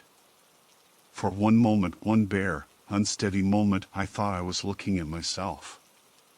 Not perfectly, not like a mirror, but the posture, the outline, the clothing, they were close enough to stop me in my tracks. The figure stood a ways down the trail, back turned, feet planted together like someone listening intently to the ground. A pack sat at their feet. A radio hung at their side. I blinked hard. The figure was gone. Not vanished, just wasn't there anymore. 1 second present, the next replaced by empty stone and brush, as if I'd seen a reflection on heat shimmer rather than a person. My heart struggled to find its rhythm again. Heat hallucinations are real. I clung to that explanation like a rope. I kept moving. When the trail opened toward the lower switchbacks, my radio chirped again. This time it wasn't Erie. It was the ranger. Harlan, this is Deputy Ranger Melendez. I'm about 10 minutes from your location. Where are you now? Relief washed through me so fast I had to lean against a rock. Descending the eastern ridge, I replied. I should reach the trailhead soon. Good. We had another signal hit a few minutes ago, same timestamp as before. Just want to get eyes on you and verify you're fine. I'm fine, I said, though my voice didn't sound like it. Stay on the main path. I'll meet you at the overlook platform. Copy. But when I reached the overlook, the platform was empty. I walked the wooden planks from end to end, scanning the desert for any sign of movement. Nothing. No footsteps. No tire tracks. No distant figure. The silence pressed in tight. I clicked the radio. Melendez, I'm at the overlook. I don't see you. Static answered. I tried again. Melendez, confirm your location. Static. Wind. A faint pop. Then. Harlan Vic, my own voice said, clear as water, turn around. I spun so fast the wood under my boots groaned. No one was there. Just the railing, the ridge, the long fall into a pale canyon. My lungs felt too small. I checked my radio screen, no active transmissions, no incoming call. It looked completely normal. Stop, I whispered, not sure if I was talking to the radio or myself. I backed away from the railing, gripping it once to keep my balance. The wood felt warm, sun-soaked, ordinary. Nothing around me matched the fear crawling through my ribs. I took out my GPS again. Still no signal. Just a blinking red icon. Harlan, do you copy? A voice suddenly cut in. Ranger, live, not me. I nearly collapsed in relief. Yes, I said. Where are you? Coming up the switchback now. I see the platform. Don't move. I scanned the trail below. And there finally was someone. A real ranger in uniform, moving steadily up the path, hand on his radio, head lifting toward me as he walked. My whole body loosened. He climbed the last stretch and stepped onto the platform with a short nod. You okay? Not really, I admitted. He looked me over, sweat, dust, shaking hands, and put a steadying grip on my shoulder. Let's get you back to the station. Something's clearly messing with comms. We started down together. For the first time all day, I felt the pressure in my chest lessen. Having another warm body beside me made the desert feel real again. Solid. He glanced at my radio. This the one that transmitted? Yeah. Mind if I take a look while we walk? Go ahead. He held it up, turning it in his hand. Looks fine, he murmured. If it was malfunctioning, you'd see heat damage or battery warp. But this... A burst of static exploded from the speaker. We both jumped. Then my voice came through. Harlan, if you're hearing this, don't trust. Cut. Hard. The same cut. Melendez looked at me sharply. What the hell was that? I don't know. My voice cracked. But it hasn't stopped all morning. He raised the radio again. Say something into it. I swallowed past the dryness in my throat. Testing. Testing. This is... My own voice overlapped mine, perfect and wrong, whispering from the speaker at the same time. Harlan, stop the Ranger. I staggered back. Melendez's eyes widened, and he immediately handed the radio back to me, as if it had burned him. Okay, he said slowly. We're not using that again. We continued the descent in tense silence. My radio stayed clipped shut in my vest, as if keeping its screen dark would keep the words trapped inside. At the base of the trail, the sun had turned harsh and colorless, flattening the basin. The ranger station sat ahead, small and safe-looking. But right as we stepped onto the last stretch of gravel, my GPS finally flickered back to life. One message flashed across the display. Final location logged, 9 o'clock tomorrow. Status, missing. I stopped dead. Melendez leaned closer. What is it? I showed him the screen. He stared. That's impossible. The GPS refreshed. The message remained. No new movement detected. No steps recorded. No path home mapped. Just that one final status. My radio crackled faintly in my vest like a breath against the speaker, waiting to say something. I didn't open it.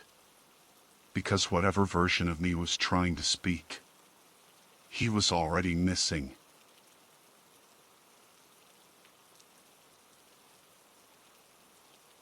My name is Evie Torin, and I am a field geology assistant contracted through Western Kentucky University, assigned for one season of subterranean mapping inside Mammoth Cave National Park.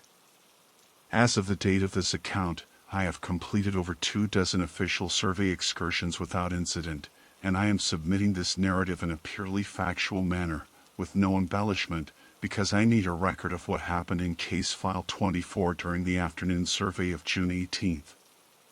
Everything described occurred in a single continuous day, and I am reporting it exactly as it unfolded.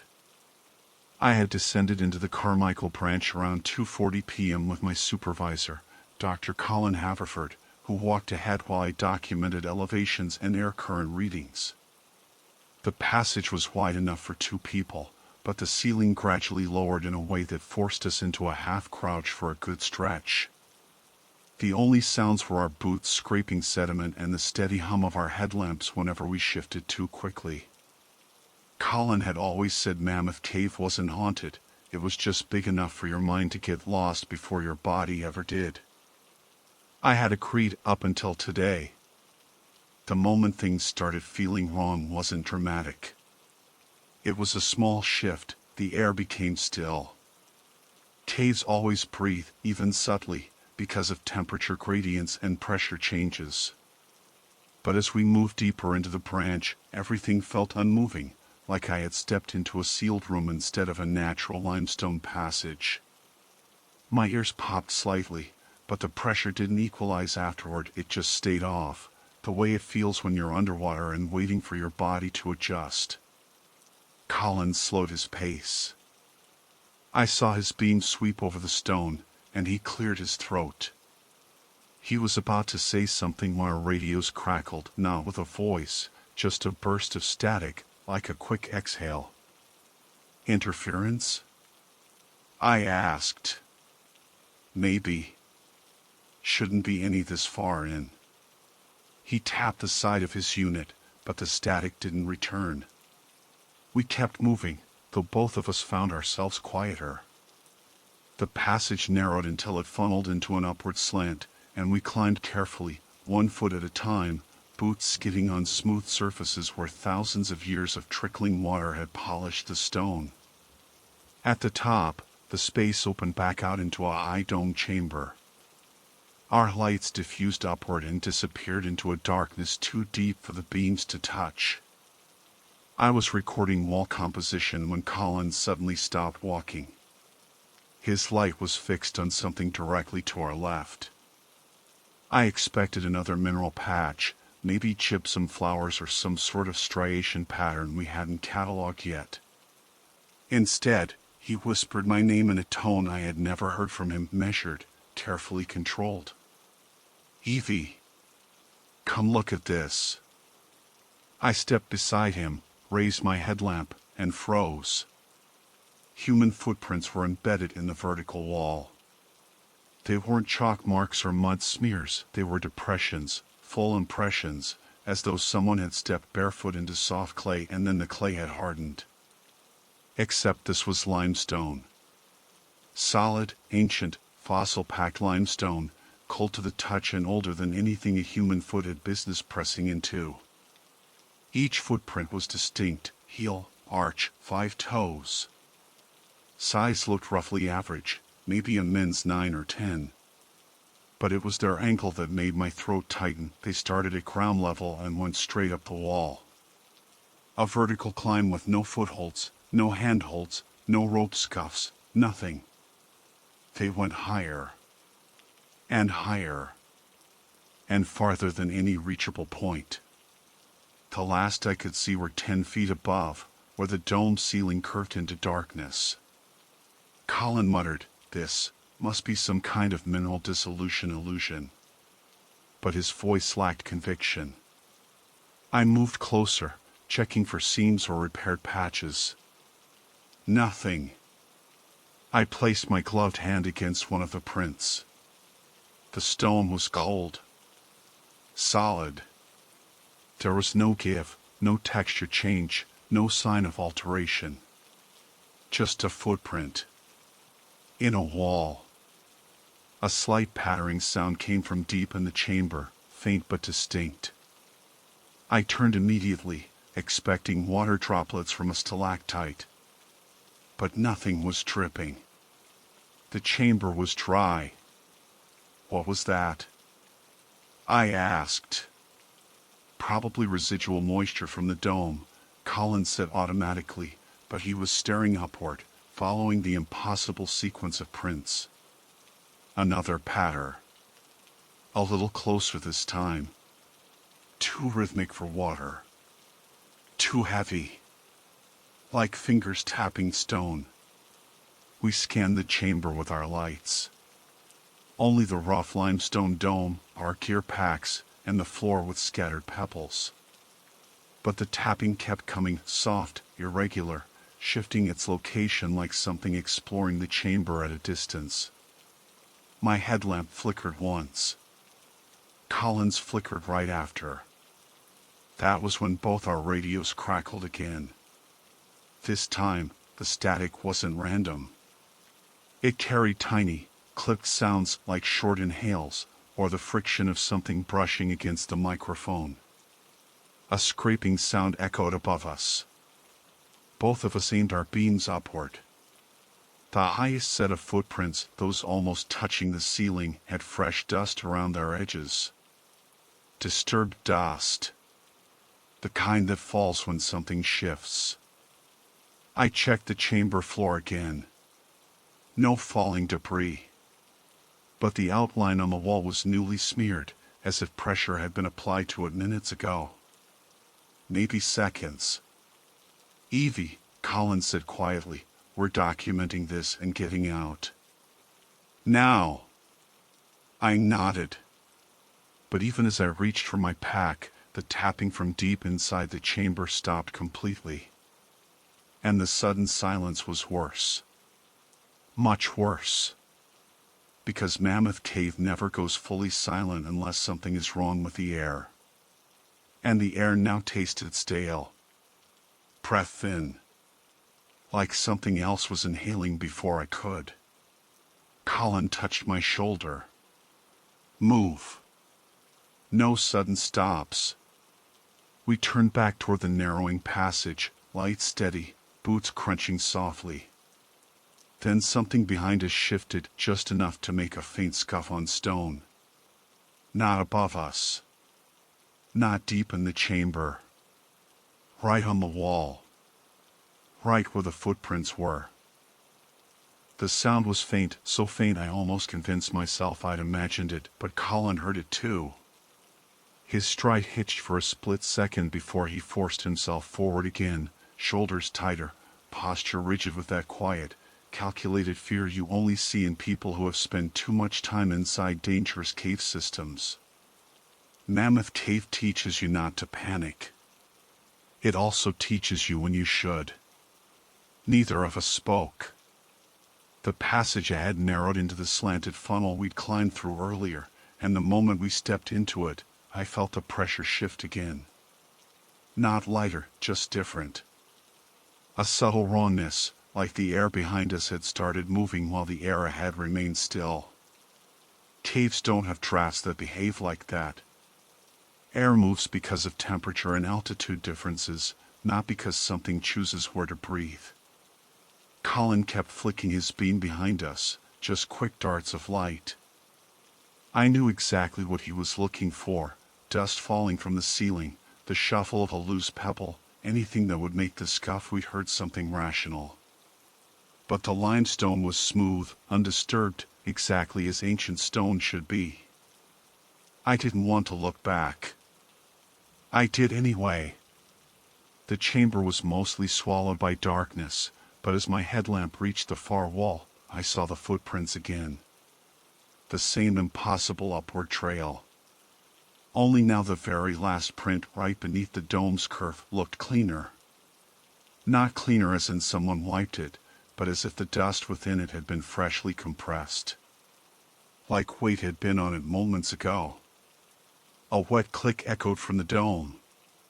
Not water. Not rock. I swallowed hard. We need to move faster. We are, Colin said, but his breath wasn't steady. We maneuvered down the incline, boots scraping the smooth slope. I should have been focused on my footing, but the sound came again, closer this time, halfway between a scrape and a pressured exhale. I forced my eyes ahead, refusing to check the chamber again. When we reached the bottom of the slanted passage, the ceiling lifted enough for us to straighten. My lungs burned from the trapped air. Everything tasted mineral-thick and metallic, like the atmosphere of a closed cellar. Colin pulled his radio to test it. Before he pressed the button, static breathed through the speaker, quiet, slow, almost thoughtful. He lowered the radio instantly. No. What do you mean, no? Something is interfering with the signal. We're not broadcasting anything right now. That means whatever we're hearing. He cut himself off and scanned the tunnel. Let's just get back to the junction. We quicken our pace. The walls of Mammoth Cave have a way of absorbing sound until only your own heartbeat remains, but now every step we took seemed to echo in places that shouldn't carry echoes. Shadows pulled strangely along the stone. My lamp felt weaker, like the beam bent slightly whenever I swept it across uneven surfaces. Behind us came a third sound. This one I recognized with absolute clarity because I'd heard it too many times, mapping sediment beds, a footstep compressing soft debris. Except there was no debris in that chamber. Just dry limestone. Colin didn't turn. I did, against every instinct telling me to keep moving forward. My light hit the far end of the incline. Something had shifted. One of the lower footprints, the one closest to the ground, had changed shape. It was deeper, pressed, freshly formed, as if someone had just stepped into it. Except it was embedded hard stone. My mouth went dry. "Colin, don't look," he said without looking back. "Just walk." But I'd already raised my light further. The next footprint up the wall had a faint ring of disturbed dust. Then the next. And the next. They weren't just prints anymore, they were tracks. Ascending. Like something had climbed up recently and was climbing again. Something moved between the prints. I didn't see it directly, just a displacement of dust, like air shifting from inside the stone itself. Then a faint knock echoed behind the wall, not on it. Inside it. My stomach flipped. I stumbled and hit the passage wall with my shoulder. Colin finally spun around, saw the dust falling from the highest impressions, and his entire expression changed. Not panic. Not confusion. Something closer to dread he was trying to bury beneath training. "Evie, we're leaving. Now." We moved fast. Faster than safety suggested. The narrow passage scraped my elbow as we pushed through. Our breath echoed harshly in the confined space. For a second, I swore I heard a second set of breaths layered under ours, not footsteps, not movement, just a hollow, shallow inhaling, like lungs unused to air. The incline leveled out, opening into the wide transit corridor we'd taken in. Relief should have come with the space. It didn't. The air still felt choked. And our headlamps cast long, warped shadows where no uneven rocks existed. Even Colin's breathing was different, shorter, sharp. We were maybe 60 yards from the junction when the radios crackled a third time. This time, it wasn't static. It was a single, clipped syllable, too faint to decode but unmistakably human. A voice that wasn't mine. Wasn't Colin's. Wasn't something that should be deep under hundreds of feet of rock. Colin slammed his radio switch off. "Do not respond. Do not speak into it." We kept moving. The corridor behind us gave a sharp, resonant knock, one loud enough to send a pulse through the soles of my boots. We stopped involuntarily. The knock repeated. This time from higher up. Colin raised his light slowly. My breath strangled in my throat as the beam hit the wall. Footprints. A new set. Not the old ones from the chamber. These were right here. Embedded in the corridor wall. Fresh impressions running upward, following us, closing distance. "Evie," Colin whispered, voice thin with fear. He was no longer hiding. "Do not run. But you need to walk right now." And behind the stone, somewhere inside the limestone itself, something scraped, slow, deliberate, as if adjusting its position before continuing to climb. We didn't speak after that. There was nothing useful left to say. Whatever was behind that wall, within that wall, was trailing us the way a creature might track movement from beneath ice. Slow, deliberate, confident. The scraping continued at intervals, steady but patient, like it didn't need to rush. We walked as quietly as we could, though every shift of our boots seemed unbearably loud. The corridor ahead curved faintly, and the junction lay somewhere beyond that bend. It wasn't far. Maybe 200 feet. But distance feels different under tons of rock. It stretches and folds until you forget how much tunnel you've walked or how much remains. The air kept thinning. My breathing grew shallow because the air felt used. like something else had drawn from it first. Behind us, a soft thud reverberated through the limestone. Then a second. The impressions in the corridor wall were being added one by one, higher, too high for anything human to reach. My legs moved faster, but Colin reached out reflexively and gripped my arm. "No running," he whispered. "You run, you slip. You slip, you fall. Calm. Keep your footing." He was right, but the restraint felt impossible. My instinct screamed at me to sprint until I hit daylight. The next sound wasn't a scrape. It was a breath. A single, faint, rasping breath pressed out from behind the rock beside us. It came from the level of my shoulder, no more than a foot away, so close I felt the vibration travel through the limestone. I jerked back from the wall, heart slamming.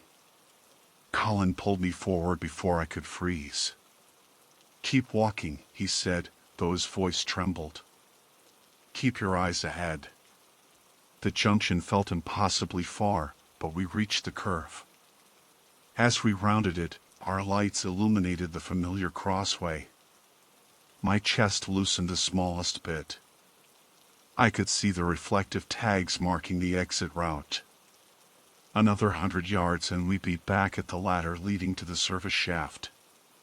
Another 15 minutes after that and we'd be outside. We both knew we weren't safe, but we had direction. We had a way out. At least until the radios crackled again, dead quiet except for a faint, rhythmic tapping. Not Morse, not interference. More like fingers lightly brushing the mic. Then a voice whispered through the static.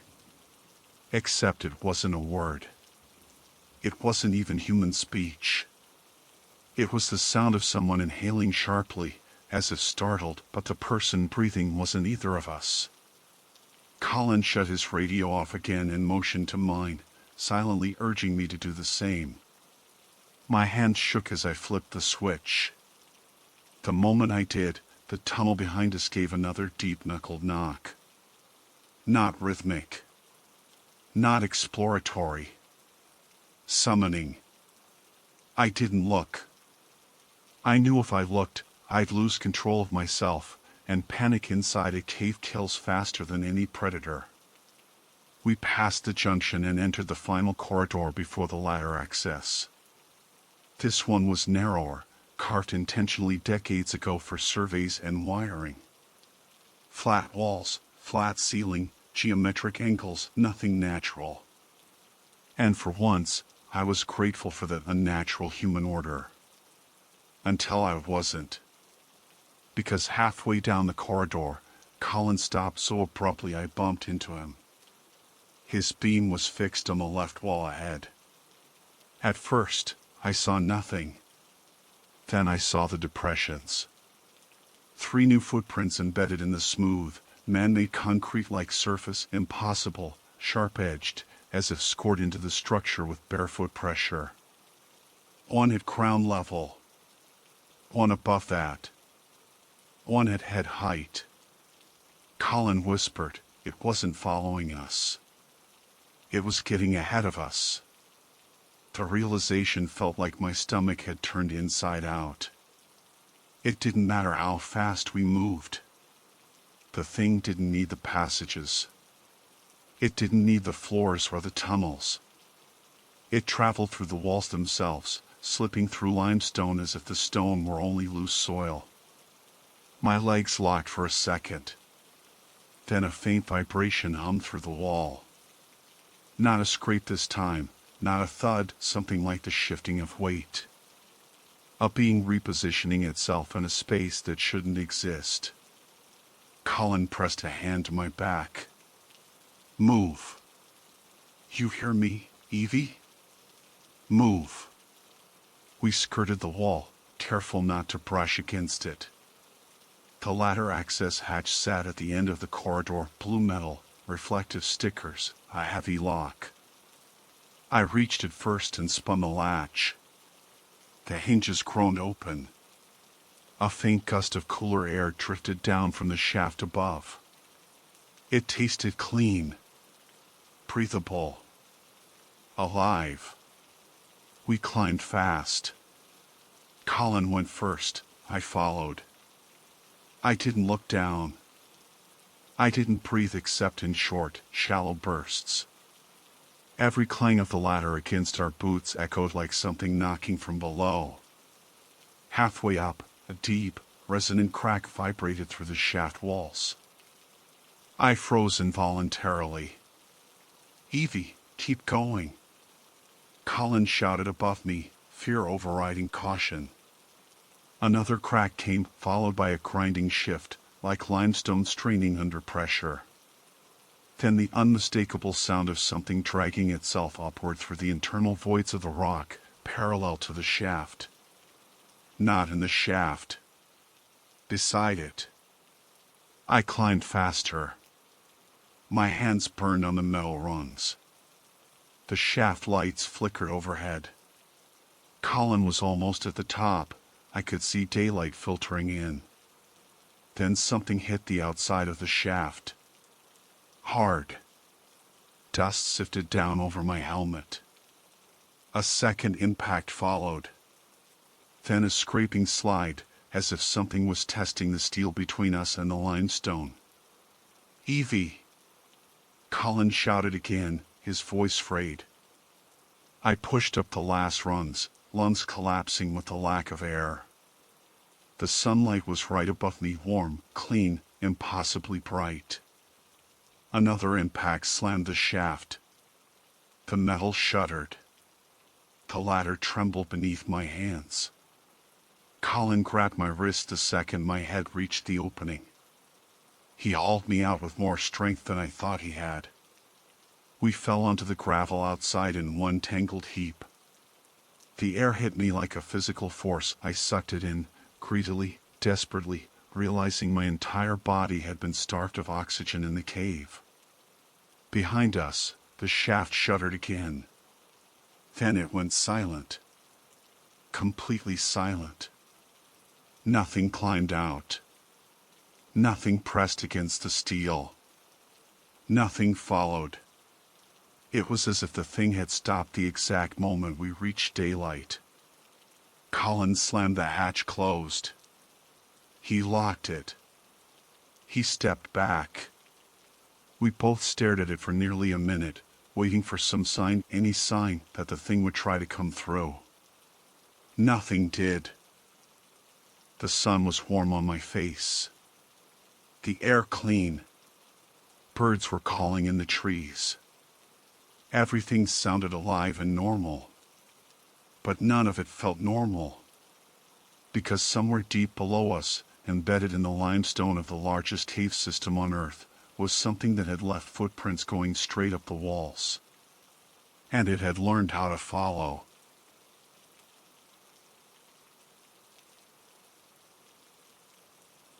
My name is Avery Locke, and on the morning of July 18th, during a routine solo wildlife survey along the outer inlets of Glacier Bay National Park, I experienced an incident that I have since tried and failed to rationalize.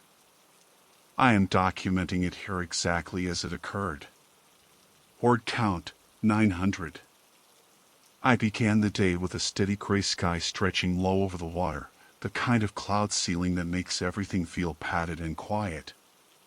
Fog wasn't in the forecast until late afternoon, but when you work out here long enough, you stop trusting forecasts. Weather in Glacier Bay has its own moods, and it shifts whenever it wants. Still, I pushed out from the ranger station by 9 a.m., loaded with my binoculars, sampling kits, the park-issued satellite phone, and a naive, annoyingly optimistic belief that it would be just another long day of wet boots and gull calls. The first few hours were uneventful. I paddled along the shoreline, documenting sea otter groups and the cluster of harbor seals that like to lounge on the exposed rocks. Around 10, I anchored in a quiet cove near Tlingit Point to take salinity readings. No wind, no humans, no engine sounds. Just my kayak, the faint slap of water, and the occasional cry of a distant tern. Perfect survey conditions. It must have been closer to 11 when the fog rolled in, not in a drifting, gradual sweep like it usually does, but in a way that made my stomach tighten before I even understood why. One moment, I could see the opposite edge of the cove. The next, it faded behind a creeping, pale veil that thickened as if someone were lowering gauze over the world. I looked up at the sky. Still gray. Still still. But the fog rose from the water instead of falling from the air, seeping up in tendrils until they joined into one shifting sheet. I'd seen inversion fog before. This wasn't unusual. What bothered me was how suddenly it swallowed everything beyond 10 feet. I told myself not to overthink it. Just keep working. Fog was annoying, not dangerous.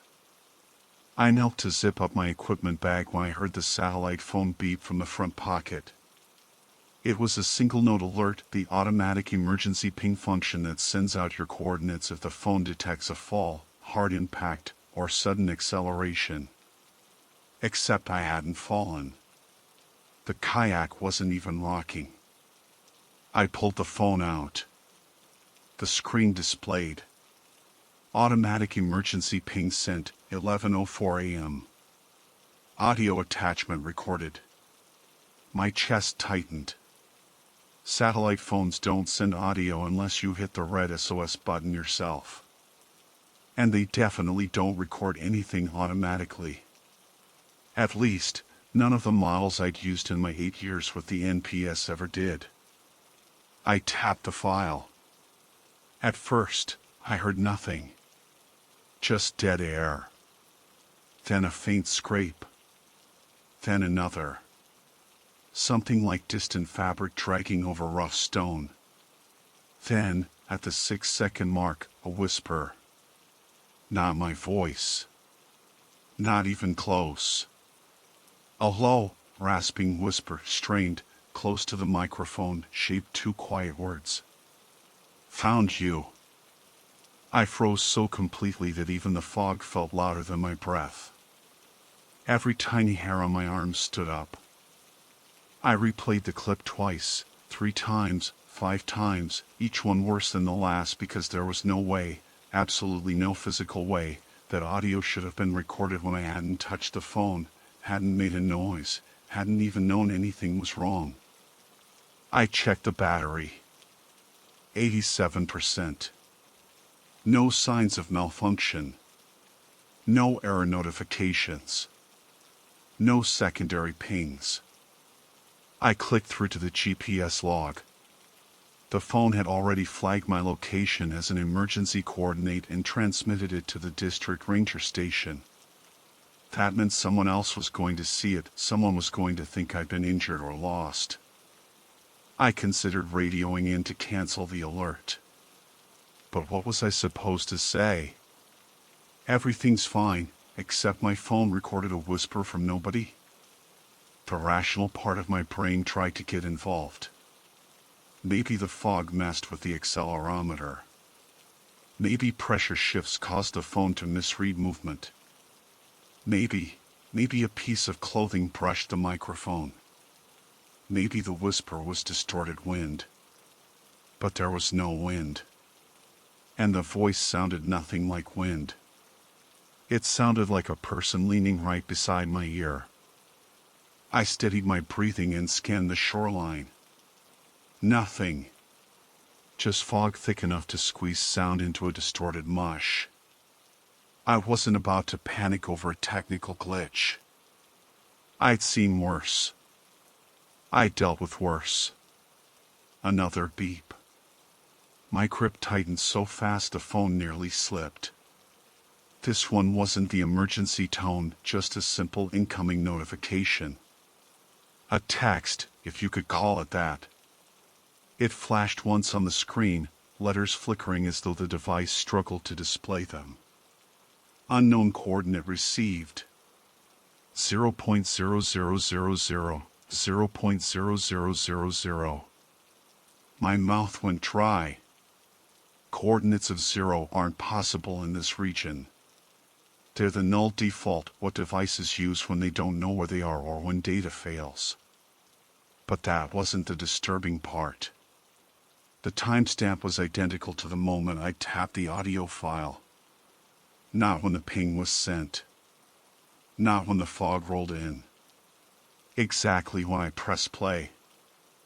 I realized then how quiet the cove had become. The kind of quiet that presses against your eardrums until the absence of sound becomes its own noise. Even the calls had gone silent. I lifted the paddle, thinking I should start moving, fog or no fog. Staying still suddenly felt like the stupidest possible choice. Something shifted softly behind the fog in front of me. Not a shape. Not a sound. Just a sense of displacement, like the air directly ahead had been exhaled by something large. I swallowed hard and braced the paddle across the kayak. The satellite phone vibrated again in my hand. A second audio file appeared. Recorded 11:07 a.m. Auto attachment saved. My thumb hovered over it, pulse hammering against the plastic casing. I hadn't made a sound. I hadn't moved. But something had. And it wanted me to listen. I didn't open the second audio file right away. My thumb rested on the screen, but something inside me locked up, like my own body was warning me not to do it. I slid the phone into the chest pocket of my rain shell instead and pushed off the kelpstrom rocks with the paddle until the kayak drifted into deeper water. I told myself I'd get out of the cove, get to an area with a little visibility, then decide what to do. But the fog didn't thin. If anything, it moved with me. Not around me, with me. Like it was matching my pace, keeping its density constant. 10 feet of visibility, then nothing but white that looked solid if I stared too long. My kayak glided forward. The surface of the water was too smooth. Even in sheltered coves, there's always tiny movement, small ripples, subtle shifts. Here, it felt still in a way water shouldn't be. The paddle dipped silently, without the usual hollow slap. At maybe 50 yards from where I'd anchored, the fog thickened so sharply I nearly lost my balance. It was like paddling into cotton. The temperature dropped. Moisture gathered on my eyelashes. Even my breath felt muffled. I took up the phone again and forced myself to open the second audio file. If I didn't listen now, the anticipation would eat me alive. The clip began with what sounded like my own breathing, but it wasn't mine. It was too fast, too shallow, and I wasn't breathing like that when I first saw the alert. Then came a scratching noise. Not fabric this time. Something harder.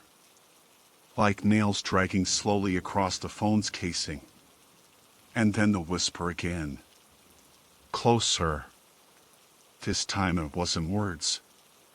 Just a faint exhale, one soft, deliberate sound, right against the microphone. A breath that did not belong to anyone in the cove this morning. A breath that did not belong to me.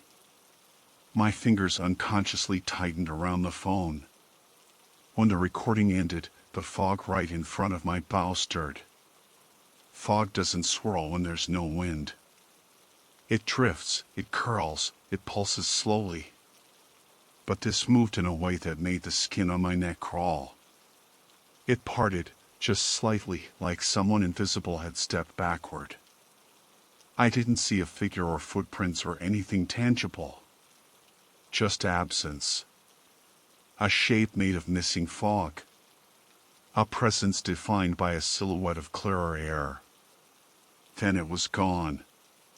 The whiteness closed again like nothing had been there. I paddled faster, angling toward where I thought the mouth of the cove opened to the wider inlet. Without landmarks, I relied on instinct, on memory, on the slight tug of current. My GPS should have helped, but the moment I tapped the location app, the phone froze. A black flash swept across the screen, then coordinates blinked into existence. 0.0000, 0.0000, 0.0000, 0.0000, 0.0000, 0.0000. 3 lines. All the same. I shut the app and shoved the phone away. I wasn't going to stare at falsified coordinates inside a blindfold of fog. I needed to keep moving. My arms warmed from the effort, but a cold ache settled between my shoulder blades as if the fog itself were leaning on me. Then the water beside the kayak rippled. Once. A perfect circle widened outward, the way it would if something rose beneath the surface. But when I looked over the side, nothing moved below. My reflection was barely there, just a shadowy smudge distorted by the fog overhead. Another ripple spread out near the stern. I whispered out loud, "Seals. Probably just seals." But seals pop up. They surface. They breathe. They don't send up ripples without showing themselves. And they don't circle kayaks silently. They're curious, not stealthy. I pushed forward until I finally felt the faintest shift in current, the pull of deeper water beyond the cove. Relief hit me so abruptly I had to steady myself. With a few stronger strokes, I passed what I believed was the narrow opening between 2 rocky outcrops. Except the rocks weren't there. My paddle swept through open water. No shoreline. No crunch of barnacles. Just more fog. Thicker fog. A wall of white that looked like someone had erased the world with a single brush stroke. Something wasn't right. I'd paddled here dozens of times. The channel out of this cove was consistent, easy to find even in bad visibility. Either I disoriented myself, which was possible, or the fog was dense enough to visually mask the land completely. But the water should have told me the truth. There's a difference in feel between shallow, rock-bordered water and open inlet. I felt open inlet, which meant I had left the cove. But I also felt watched. Not in a supernatural sense. In a very real, very biological, someone is nearby sense. Humans know when they're not alone. It's evolutionary. It's ancient. Something was here. In the fog. Moving without sound. I checked the time. 11:16 a.m. Only 12 minutes since the first emergency ping. It felt like an hour. A faint chirp came from the phone. Not an alert I recognized. More like a short blip of static. Against my better judgment, I pulled it out again. A new notification flashed. Live call recording initiated, 11:16 a.m. Audio stream saving. My heart punched against my ribs. The satellite phone had begun recording again, this time live, while supposedly connected to an active call. Except I hadn't dialed anything. My hands were on the paddle. The screen showed no outgoing or incoming number. Just the recording status. Then the audio stream played automatically. For 3 seconds, I heard nothing. Then a faint tone. A single beep. Like someone tapping metal against metal. Then a voice, my own voice, but wrong, spoken at the exact same moment I heard myself whisper. "Don't turn around." Except I hadn't whispered that. Not even in my head. My body reacted before my brain did. My hands tightened on the paddle. My breath halted mid-inhale. The air behind me felt suddenly heavy, like the fog thickened into a shape just at my back. I didn't move. I didn't breathe. The water beside the kayak rippled again. Close. Too close. I stared straight ahead into the light, every muscle locked, every instinct screaming not to look behind me. Then someone exhaled. Right at the back of my neck.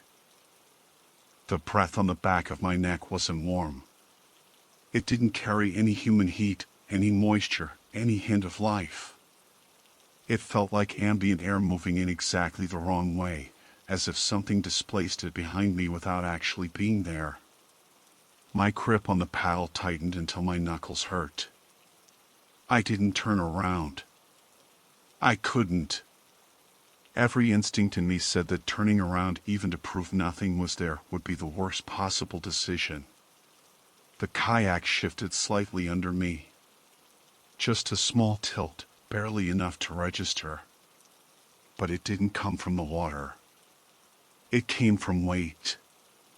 Pressure. As if someone placed a palm lightly on the stern. Just the gentlest suggestion of touch. I kept my voice steady. Who's out there? No answer. Only the oppressive sound of nothing. I forced myself to draw in a slow breath, then another. I needed to move. Staying still felt like feeding whatever was happening. I braced the paddle in the water, made one steady stroke. The kayak glided a few inches forward. The pressure on the stern eased. I paddled again, another inch gained. Again, another. Something flicked the surface to my left. A small splash, quick and sharp. I jerked my head instinctively, expecting to see a seal head bob up. Nothing. Not even ripples by the time I focused on the spot. Fog can do strange things to sound. I reminded myself of that. Fog compresses it, bends it, throws it. The human brain fills in the rest when it's scared and tired. I kept paddling.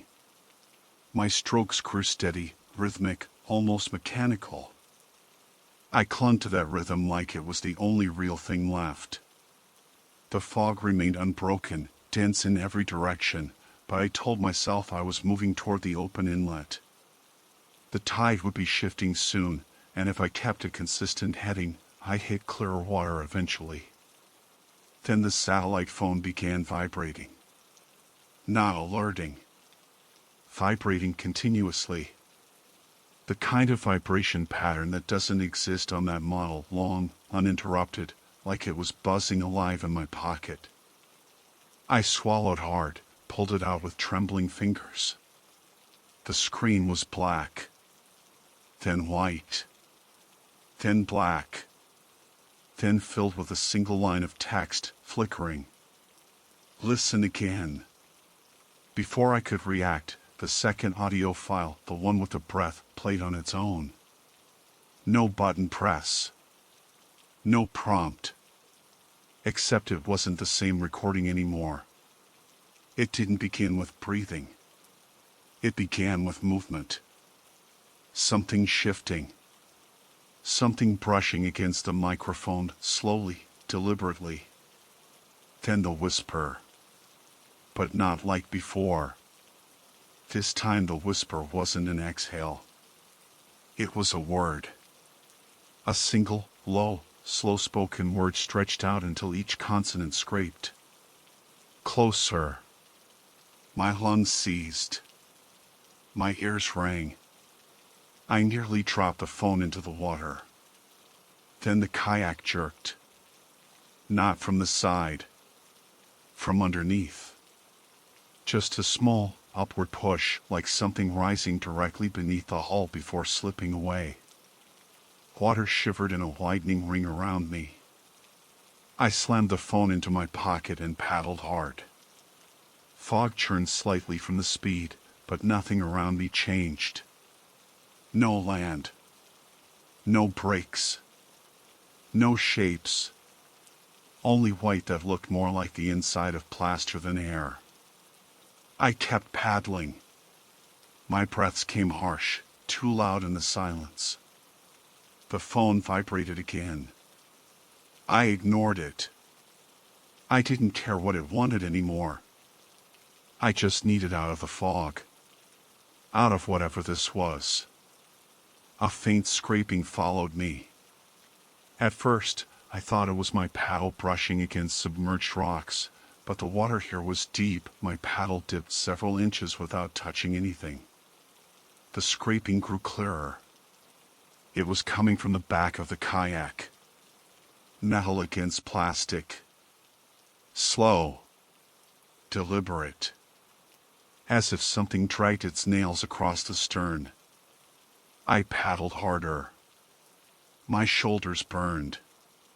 My hands hurt. The kayak shot forward, cutting through invisible water. The scraping stopped for a moment. Then came from the left. Then the right. Then directly beneath me. I didn't scream. I didn't stop. I didn't even look. I just focused on breathing, counting the strokes. 1, 2, 3, 4. Then the fog thinned.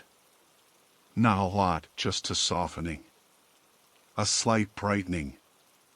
A pale suggestion of depth beyond the whiteness. I nearly sobbed with relief. Another few strokes, and I could faintly sense the direction of the open inlet. The water moved differently here, whiter, cooler, more honest. The phone vibrated again. I almost tossed it into the water, but some stubborn part of me, some ranger instinct that refuses to ignore any piece of data, pulled it out. A new notification glowed. Transmission sent, 11:33 a.m. Emergency audio attached. My stomach sank. Another recording. I tapped it with shaking fingers. This clip didn't begin with breath or scraping. It began with my own voice, my real voice, calling into the fog. Is anyone out there? Except I hadn't said that. Not loud. Not in reality. I'd only thought it. Then a second voice answered. A voice not mine. Not human in any recognizable way. Rough, thin, almost straining to articulate. A voice trying too hard to form words it wasn't built to speak. It said my name. Not whispered. Not rasped. Said it clearly. Avery. I froze mid-stroke. The kayak drifted. My heartbeat drummed in my ears. The voice repeated my name slower, testing the shape of it. Then it said a second sentence. I see you now. I don't remember dropping the phone. I only remember the splash. I only remember plunging my hand into the water automatically, like reflex demanded I retrieve it. My fingers brushed the casing. I caught it, dragged it back up. And something brushed my wrist. Cold. Smooth. Not flesh. Not fish. Something with no texture at all, like the surface of fog made solid. I yanked my hand out of the water so fast the kayak rocked violently. I clutched the phone to my chest, gasping. The fog around me lifted slightly, just enough to show the darker outline of the inlet widening ahead. I paddled with everything I had left. By noon, I reached clear water.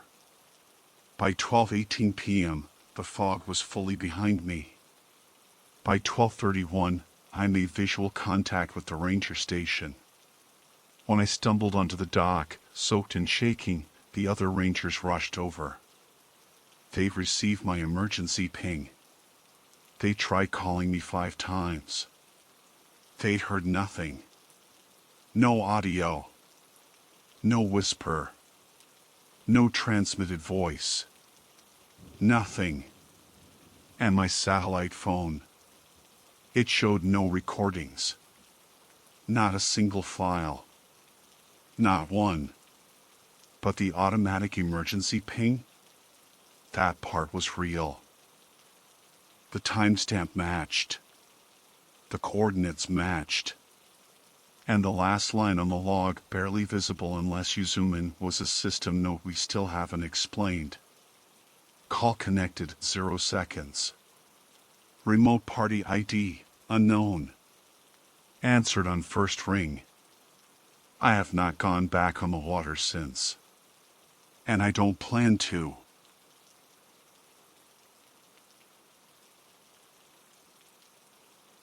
My name is Dr. Tessa Monroe, and I am a robotics engineer assigned to the Alpine Research Complex in the northern Colorado Rockies. I arrived on site at 6:40 this morning for a scheduled inspection of our automated payload system, expecting a routine equipment check before the winter storms sealed the mountain roads.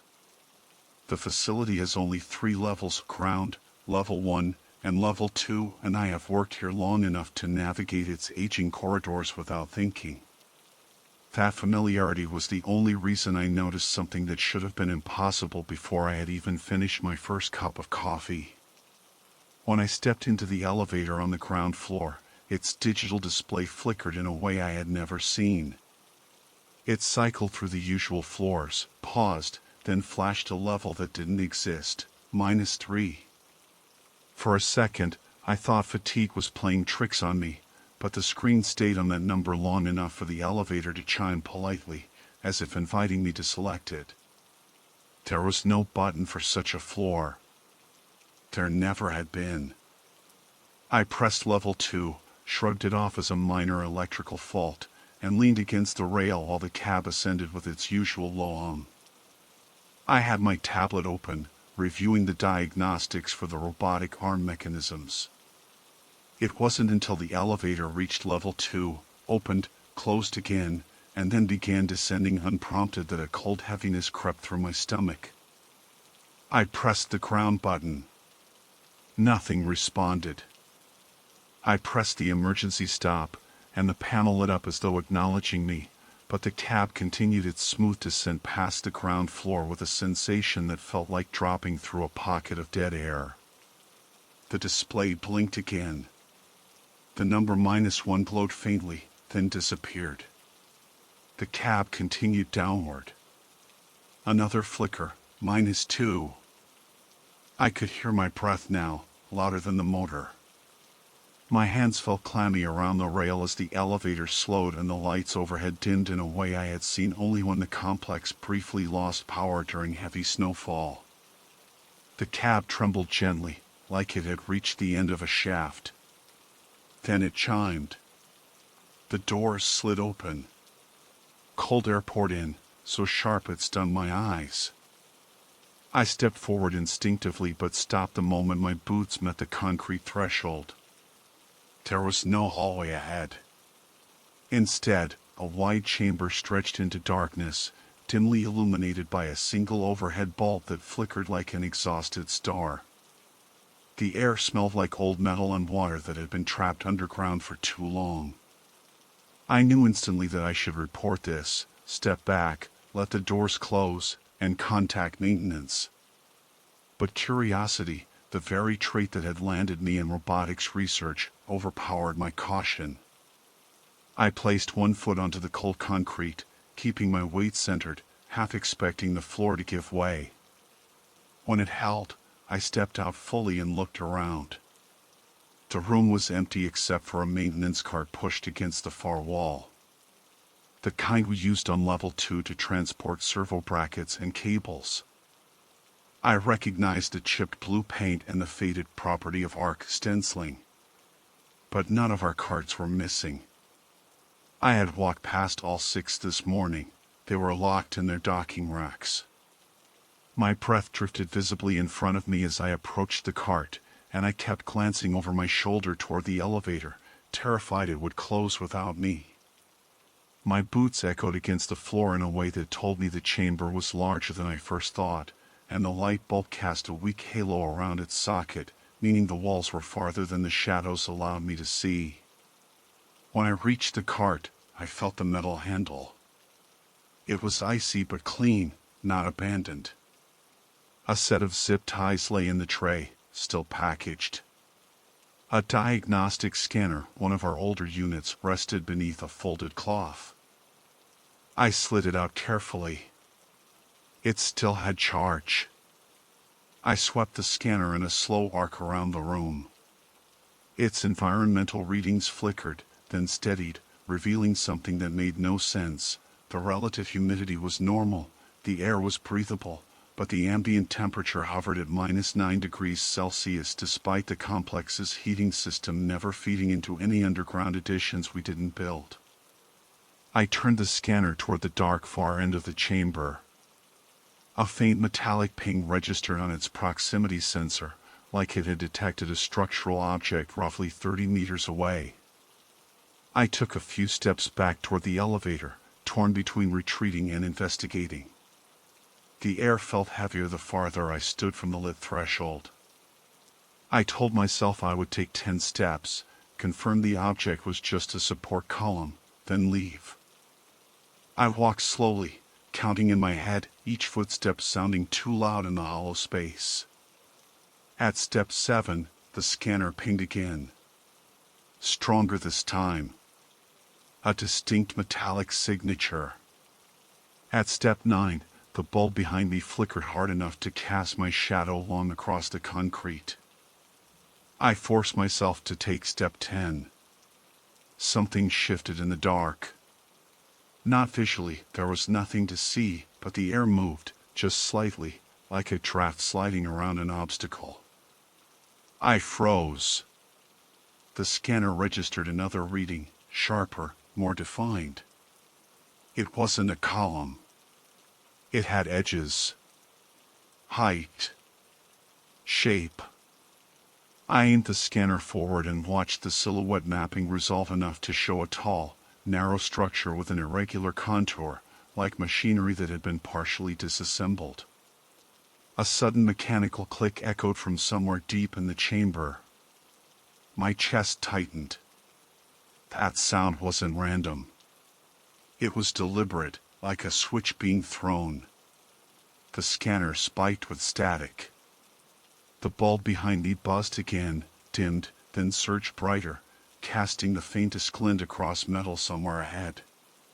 That was when I turned back toward the elevator and saw that the doors had remained open, waiting, as if the lift itself knew I needed to leave. I didn't run, but I walked quickly, every instinct screaming that something ahead had noticed me just as clearly as I had sensed it. When I reached the elevator and stepped inside, the cold retreated slightly, but my hands were shaking when I hit the ground button. The doors closed, mercifully sealing off the chamber. The cab began to rise, smooth and silent, like nothing had happened at all. The elevator rose without the slightest vibration, almost too smoothly for a system that usually groaned when moving between levels during cold mornings. I kept my eyes locked on the display, watching it climb past level -2, then -1, and finally stop at ground. When the doors opened, warm air washed over me, a stark contrast to the biting chill below. For a moment, I didn't step out. My mind struggled to reconcile what I had seen or thought I had seen down in that chamber. The scanner's image, the impossible floor number, the metallic ping that felt too intentional. I had to force my legs to move. The main hallway looked normal, lit by soft fluorescent tubes humming with their usual steady drone. A technician, Mark Jesper, walked past carrying a coil of fiber optic cable. He nodded at me, oblivious to anything unusual. I considered stopping him, asking if he had ever seen the lift behave oddly, but my throat tightened. How was I supposed to phrase that?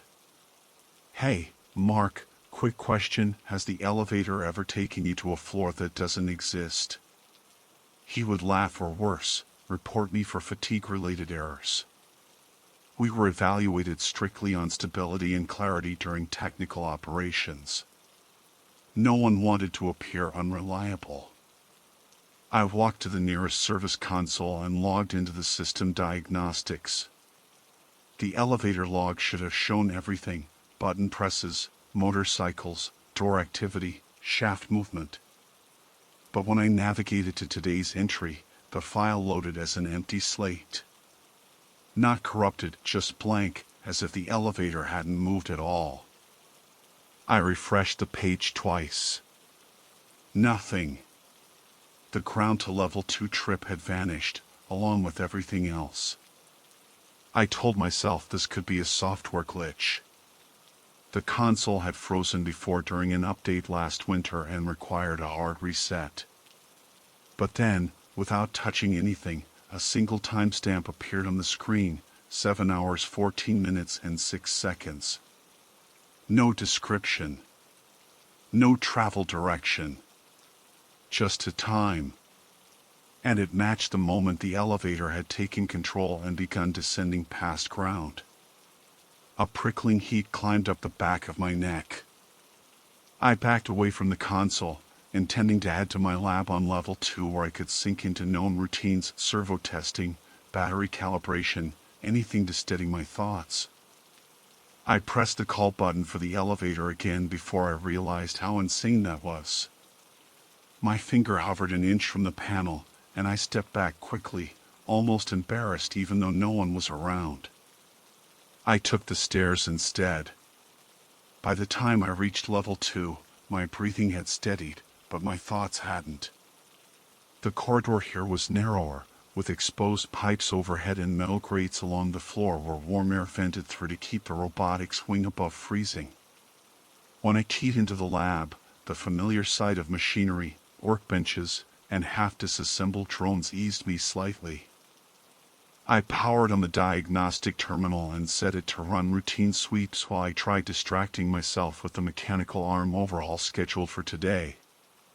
It didn't work.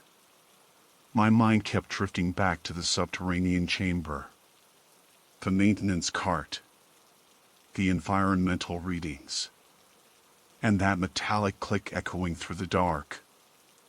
I checked the time: 7:41. Barely 20 minutes had passed since I first noticed the elevator glitch.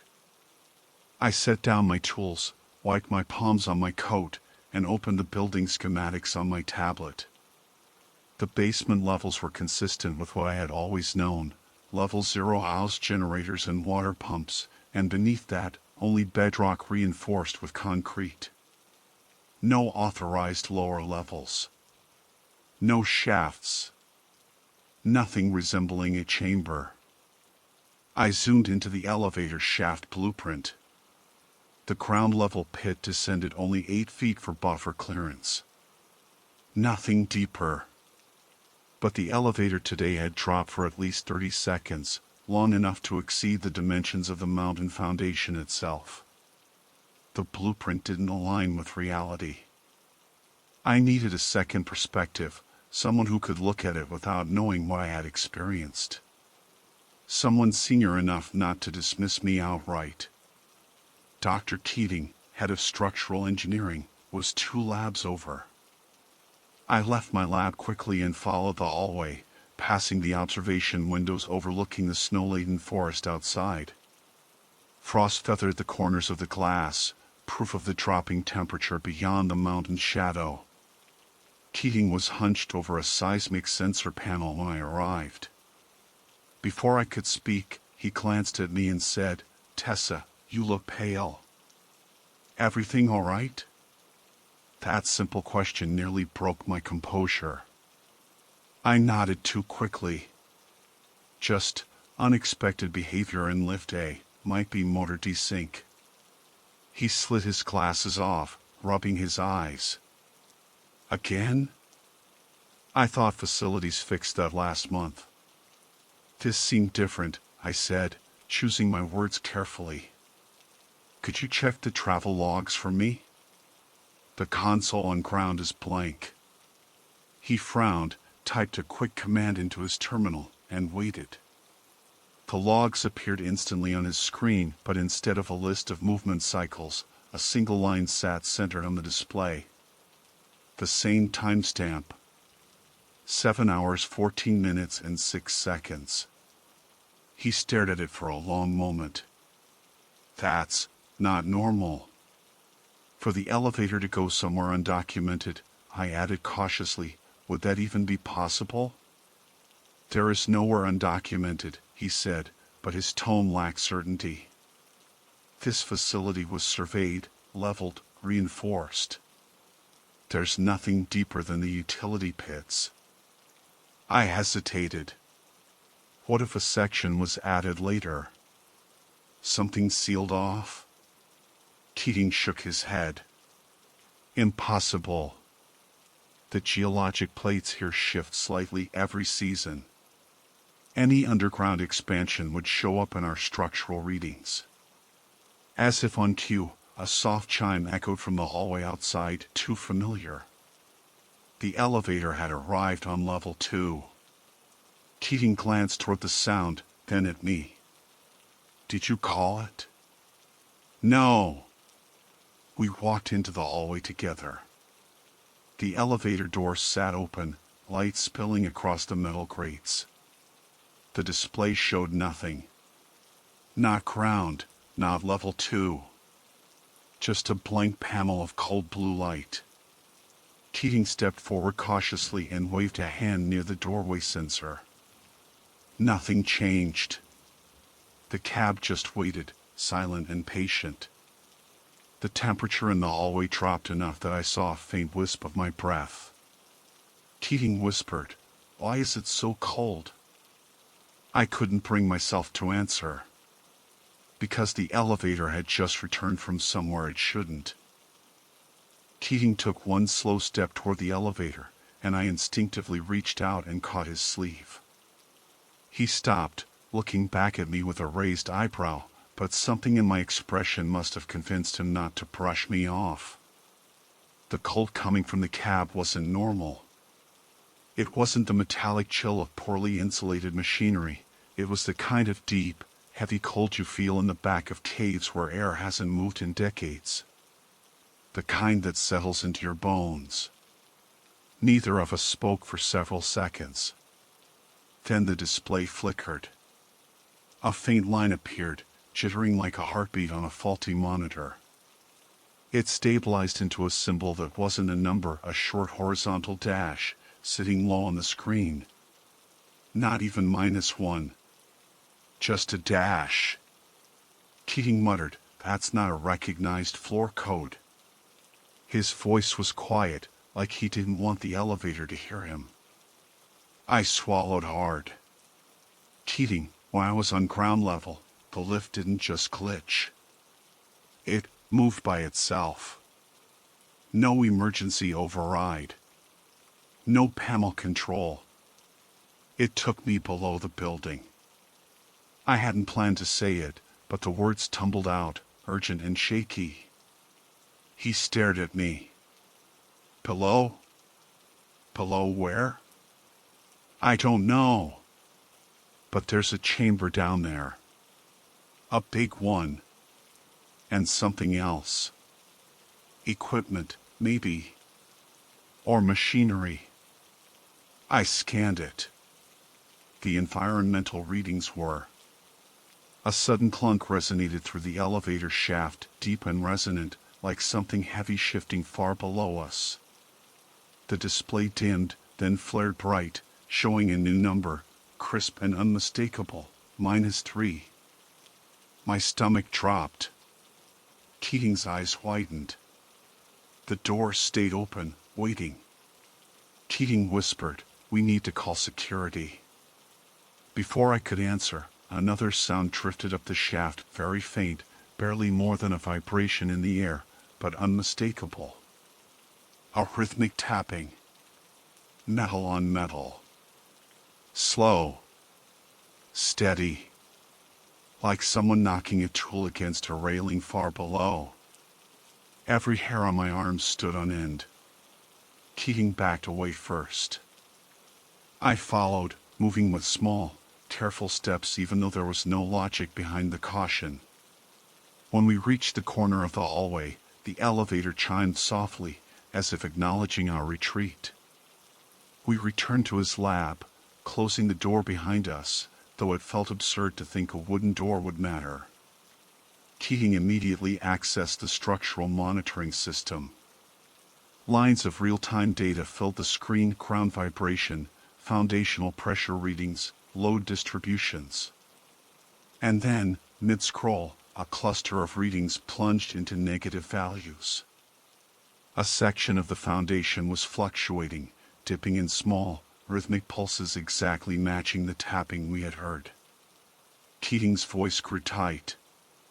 "There's movement under the structural baseline. Below zero marker alignment." "That's impossible." "No," I said quietly. "It isn't." He shot me a look, and I explained everything I had seen: the chamber, the cart, the machinery silhouette, the scanner readings. His expression shifted from skepticism to grim calculation. "Whatever's down there, it isn't part of the documented structure. But something built it.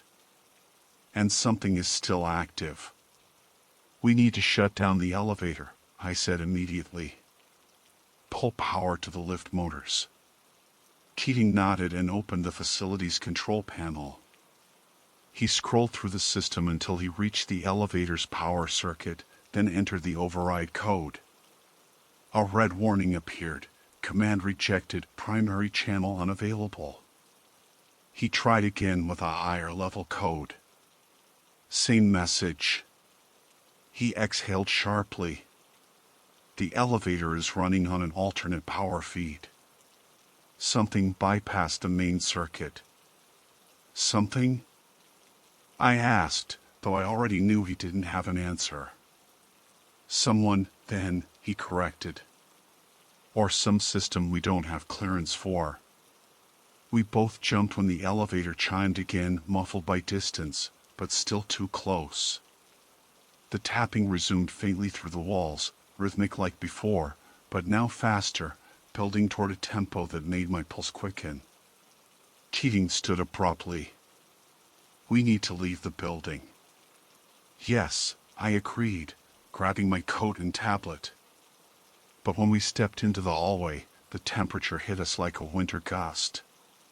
The lights flickered overhead. A line of frost stretched along the floor tiles, thin but unmistakable, extending from the corner toward the elevator shaft. Keating whispered, "How is it spreading?" I didn't answer. We walked slowly toward the emergency stairwell, hugging the far wall. The frost grew thicker as we neared the elevator intersection. The tapping had stopped. Silence replaced it. Heavy, waiting silence. We reached the stairwell door. Keating pushed the bar, and blessedly, it opened. Warm air drifted up from the level below, proof that the natural temperature gradients were still intact outside whatever anomaly the elevator was creating. We began descending quickly but carefully, our footsteps echoing in the concrete chamber. We made it to ground level without incident. As we exited the stairwell, Keating reached for the front security door skin panel. He swiped his badge. Nothing. The panel didn't light. He tried again. No response. I moved to the secondary emergency exit. The crash bar locked in place, unmovable, as if pressure were pushing inward from the other side. Something in me went cold. "Keating," I said quietly, "the exits are dead." His breathing quickened. Then the main breaker. We hurried toward the breaker room, stepping around a wet spot forming on the floor. At first, I thought it was a puddle from someone tracking in snow. But the droplets were too regular, too spaced, forming a steady trickle down the wall. Above them, condensation beaded on a section of metal duct, condensation so cold it had frozen into thin rivulets of ice. We followed the trail to a vent crate. Air rushed from it, freezing cold, carrying a faint metallic smell identical to what I'd breathed in the underground chamber. Something was pushing cold air up through the building. Keating grabbed my arm. "We have to get out. Even if we force a window." I nodded. But then the elevator chimed again. Right behind us. Slowly, against every instinct, we turned. The elevator door stood open at the end of the hallway. Its display read -3. Inside the cab, frost coated every surface. And at the very back, barely visible through the drifting cold, something metallic shifted in the shadows, as if waiting for us to step inside.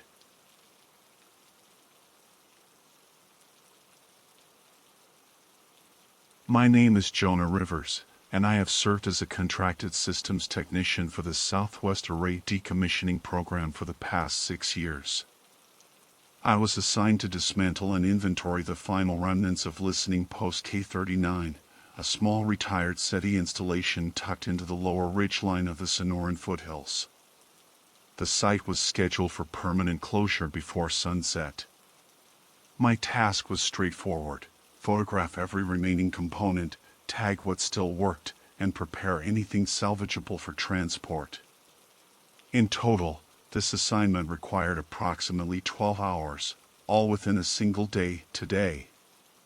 The station sat quiet when I arrived at 6:42. The air was cool, thin, and still. I logged my arrival into the field tablet, recording my initials, the time, and the weather notes. As part of protocol, I keyed in the line verifying that all observations would be strictly factual.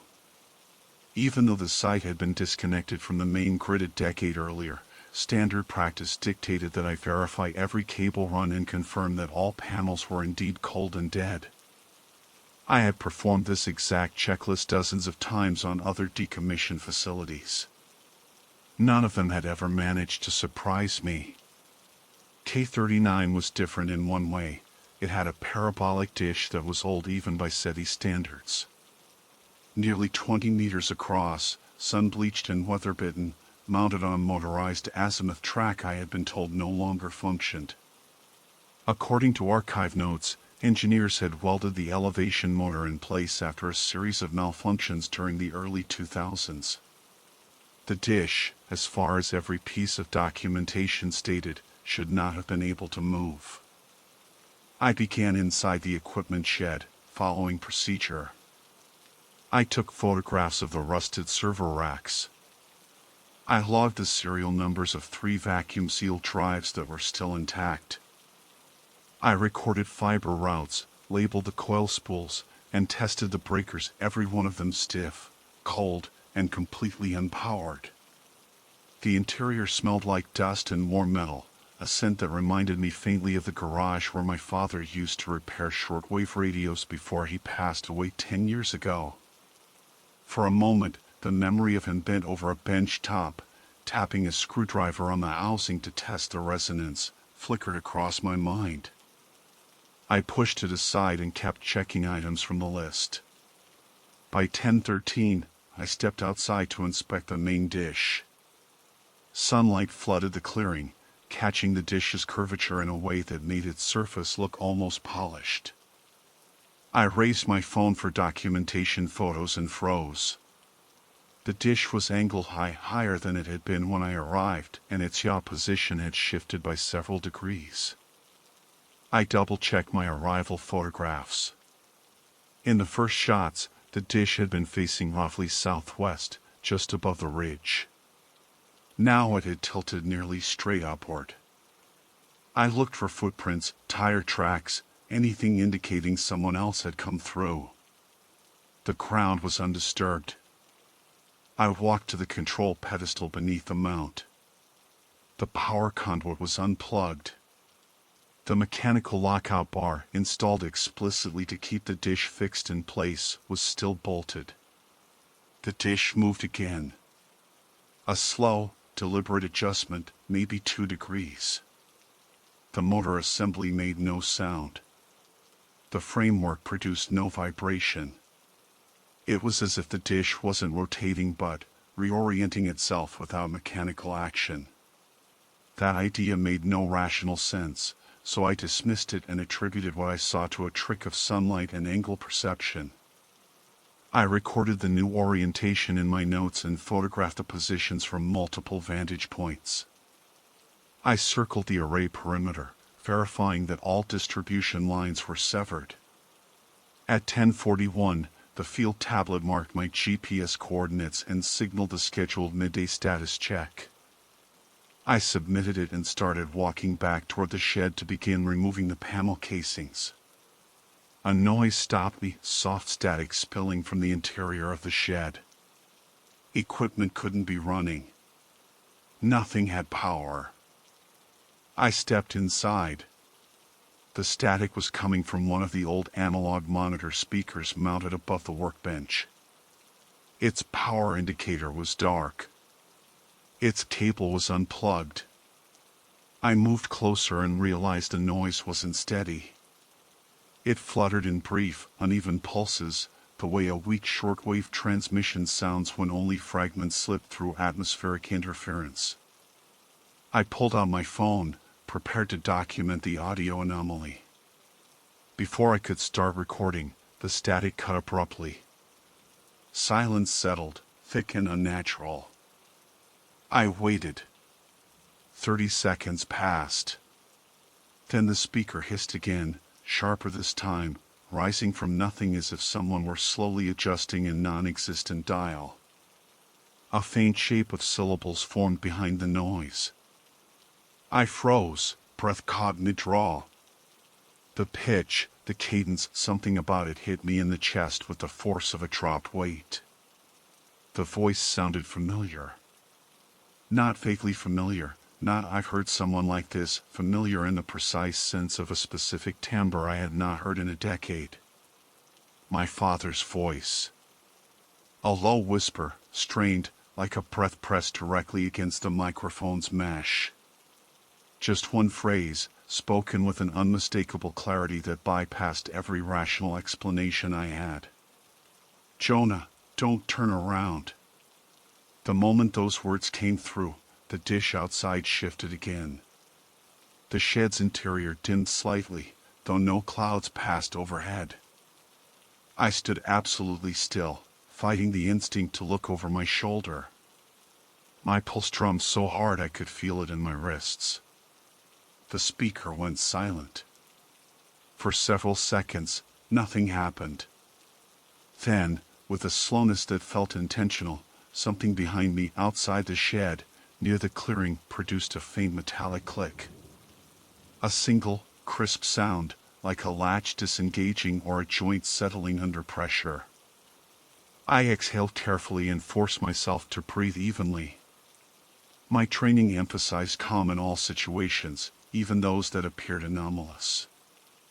I counted to 3, lifted my phone, and hit the record button. I still hadn't turned around. But I knew I would have to. And whatever waited in the clearing had made its presence known. I forced myself to pivot slowly, careful to steady my breathing as I turned toward the clearing. The phone camera trembled in my hand, and for a moment the screen stuttered with exposure flicker as it adjusted to the hard sunlight pouring in through the shed doorway. The clearing was empty. The dish was still angled nearly vertical, pointing toward a blank section of the sky without any catalog stars or known objects. The metallic click I had heard could have been anything: thermal expansion, a settling bracket, a loose panel contracting in the heat. Rational explanations existed. I grabbed onto the thought like a handhold. Still, I kept the camera running and stepped out of the shed to scan the area again. Everything around the array was motionless, no vehicles, no figures, no evidence of unauthorized access. My report would need objective details, and I knew that taking measurements would help ground me. I circled back to the dish mount and placed my phone against the support frame. No vibration. No motor resonance. The dish hadn't moved since the last time, though I knew what I had seen. The sky overhead was a pale, washed-out blue, unmarred by aircraft trails or drifting dust. I checked the field tablet for any unusual telemetry logs. There were none. The system's internal clock was functioning normally. The GPS signal was uninterrupted. Everything pointed to a typical, unpowered dismantling task. Except for the speaker. Except for the voice. That thought tried to tighten around my throat, but I refused to let it. I walked back into the shed and examined the analog speaker again. I traced the cable path. Still unplugged. The mesh looked undisturbed. The housing hadn't been moved or touched. I checked the bracket screws. No signs of tampering. My father had worked with similar equipment when I was a child. Some memories surfaced, him leaning over his soldering station with that same soft static whispering from a nearby monitor. It never bothered him. He used to say static wasn't empty, but full. Noise is information you don't understand yet, he'd say. I felt my pulse spike and pushed the memory back. This wasn't him. Couldn't be him. I needed baseline audio. I restarted the recording and tapped the side of the speaker lightly. A hollow clink. No sound. No hiss. No whisper. I moved around the shed, documenting each area for the final report. The air felt slightly warmer, though the thermometer on the field tablet reported no change. I wiped sweat from my palms and continued working. At 11:18, I switched to the next phase, disconnecting the coaxial feed from the dish. Even with the array long unpowered, removing transmission lines was a standard step. I walked along the cable trench, scanning each segment with the tablet. Everything remained as expected: dust, heat, silence. When I reached the main junction, the dish shifted again. It was subtle, 5 or 6 centimeters at most, but enough that the shadow cast across the desert floor crawled in a distinctly deliberate way. I recorded the movement, zoomed in, and studied the footage frame by frame. The dish didn't rotate, there was no perceptible pivot. Instead, its orientation changed between frames without visible transition. Like the position overrode itself. I deleted the thought before it fully formed and forced myself to rerun the footage with a critical eye. Heat shimmer. Light refracting. Mirage distortion. Something explainable. Something real. I angled the tablet upward to match the dish's line of sight. It still pointed toward the empty patch of sky near the zenith, an area not associated with any major bodies, not even faint stars large enough to be tracked with the naked eye. Nothing there. Nothing that warranted attention. Nothing that justified the dish's behavior. My radio crackled. A sharp burst of static, short and distorted. The handheld was clipped to my belt, set to the NOAA emergency monitoring channel. It shouldn't have been active. The nearest transmitter was over 50 kilometers away. I lifted it slowly. Another burst.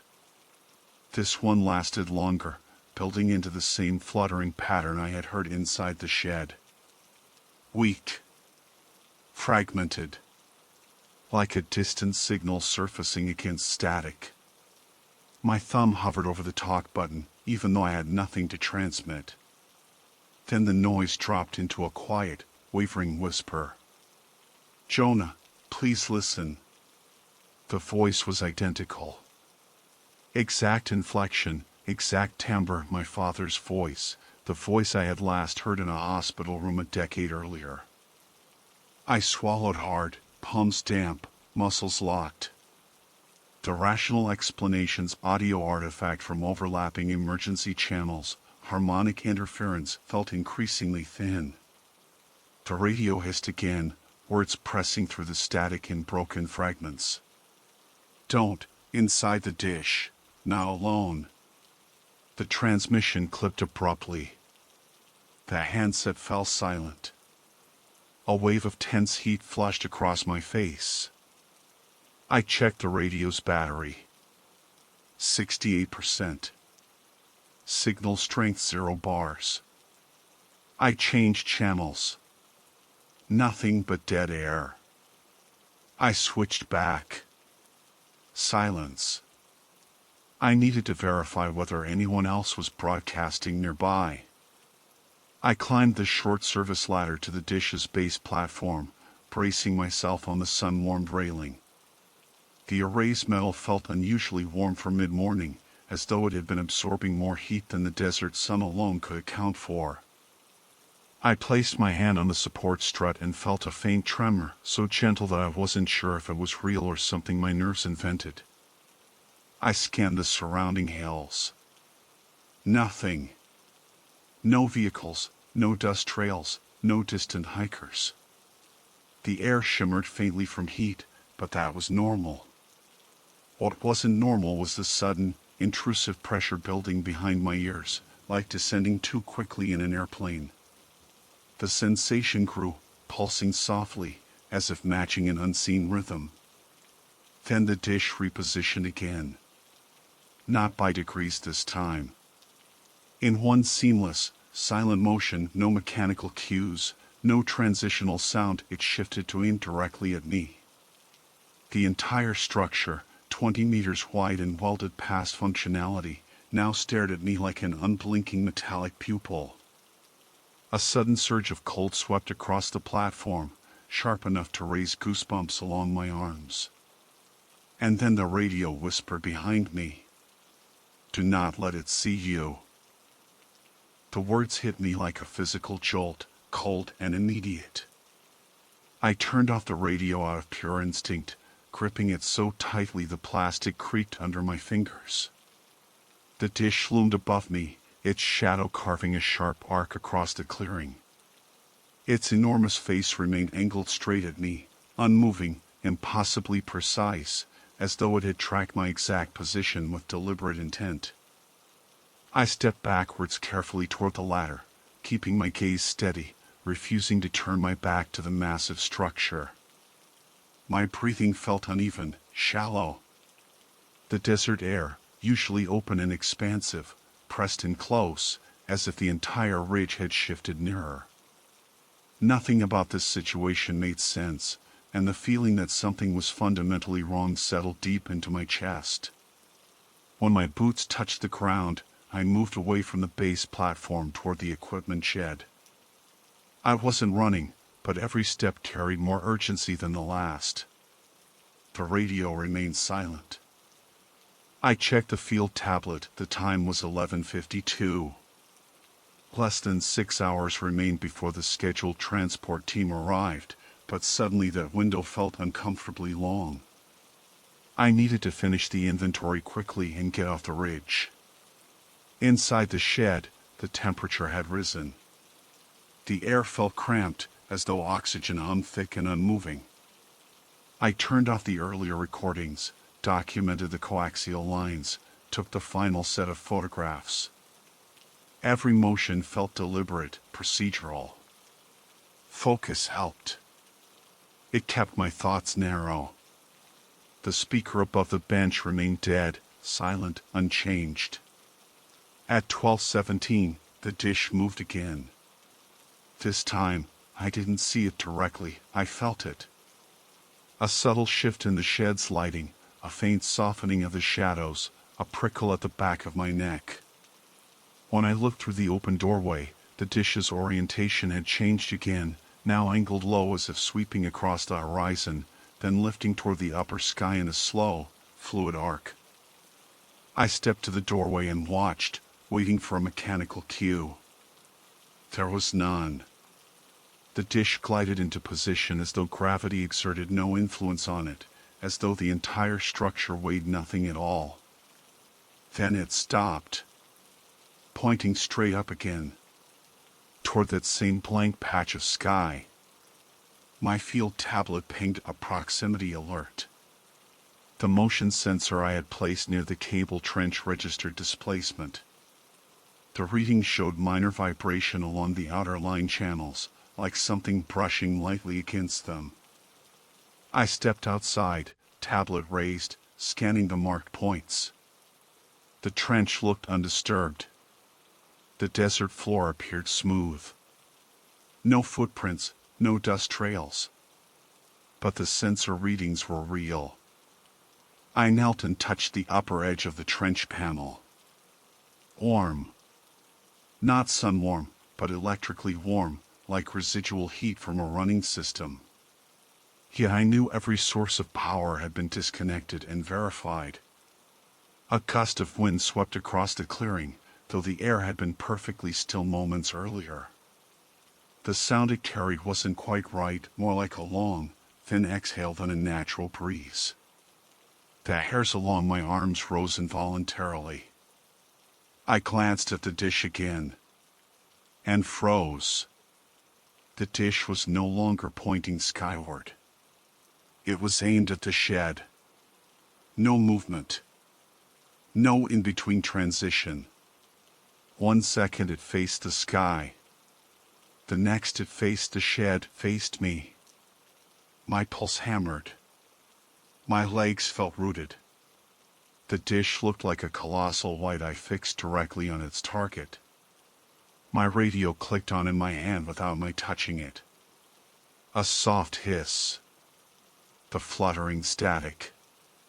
Then, "Jonah, go inside." It was my father's voice. Steady. Urgent. But the shed was behind me, and the dish was aimed directly at it. I didn't move. "Please. Go inside. Now." The voice didn't sound distorted. It didn't sound artificial. It sounded exactly like I remembered from childhood, the tone he used when he wanted me to trust him without question. For one moment, a fleeting, fragile moment, I almost stepped back into the shed. Then I saw the reflection. The dish's curved surface captured everything in front of it in a stretched, mirror distortion. And within that blurred reflection, I saw the shed's doorway behind me. Something stood inside it. A shape. Tall. Unmoving. Featureless in the reflection, but unmistakably human in height and posture. My mouth went dry. I turned around slowly, bracing myself. The shed doorway was empty. I looked back at the dish's reflection. The shape was still there, standing just inside the shed, slightly off-center. Completely still. A heavy surge of adrenaline shot through my limbs. Every survival instinct I had, every piece of rational training, suddenly aligned with absolute clarity. I stepped sideways, one careful foot at a time, never turning my back fully on either the dish or the shed. The shape in the reflection did not move. The dish tilted again, lowering slightly, its shadow shifting like a massive hand sliding across the ground. The air hummed faintly with pressure, almost a vibration. My radio clicked softly, like someone testing the mic. Then the whisper came through, low enough that I could barely make out the syllables. "Don't look. Don't let it hear you." I didn't understand what that meant. Not seeing something and not letting something hear were two separate things. But before I could process it, a new sound drifted from the shed, light, deliberate footsteps. Slow. Measured. Human. I staggered backward, my boots scraping against the dirt. The shape in the dish's reflection shifted, moving toward the doorway. Not fast. Not aggressive. just approaching. My breath shook. I pulled my keys from my pocket and grabbed the truck remote. The vehicle sat 30 meters away, near the gate. I pressed the unlock button. The faint chirp cracked the silence. The footsteps stopped. The reflection froze. Then the radio whispered one last time, barely audible. "Run." I obeyed.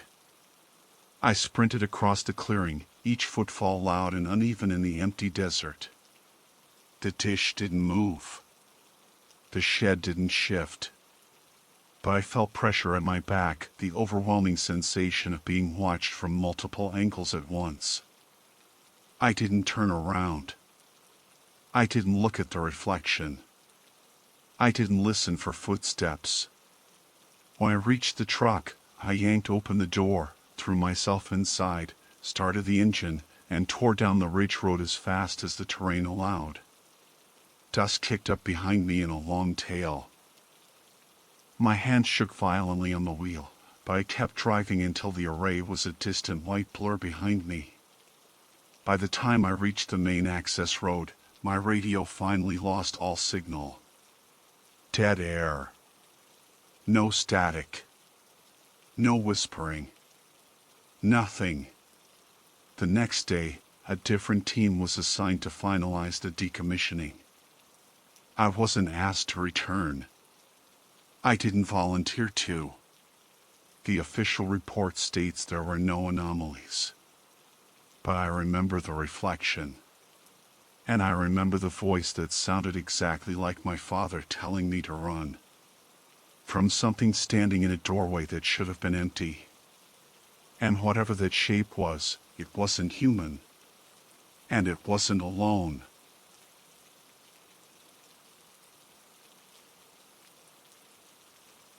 My name is Dr. Helena Ward. I am a forensic consultant specializing in post-mortem pathology for abandoned or compromised facilities where local authorities no longer have resources to conduct full assessments. This assignment, an obsolete pathology station on the edge of the old county medical grounds, was supposed to be straightforward.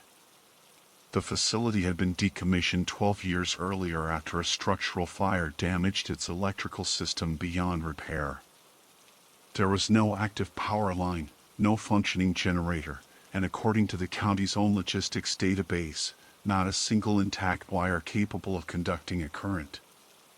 My role was simply to document the remaining equipment for disposal, verify that no biological material had been left behind, and sign off on the final closure.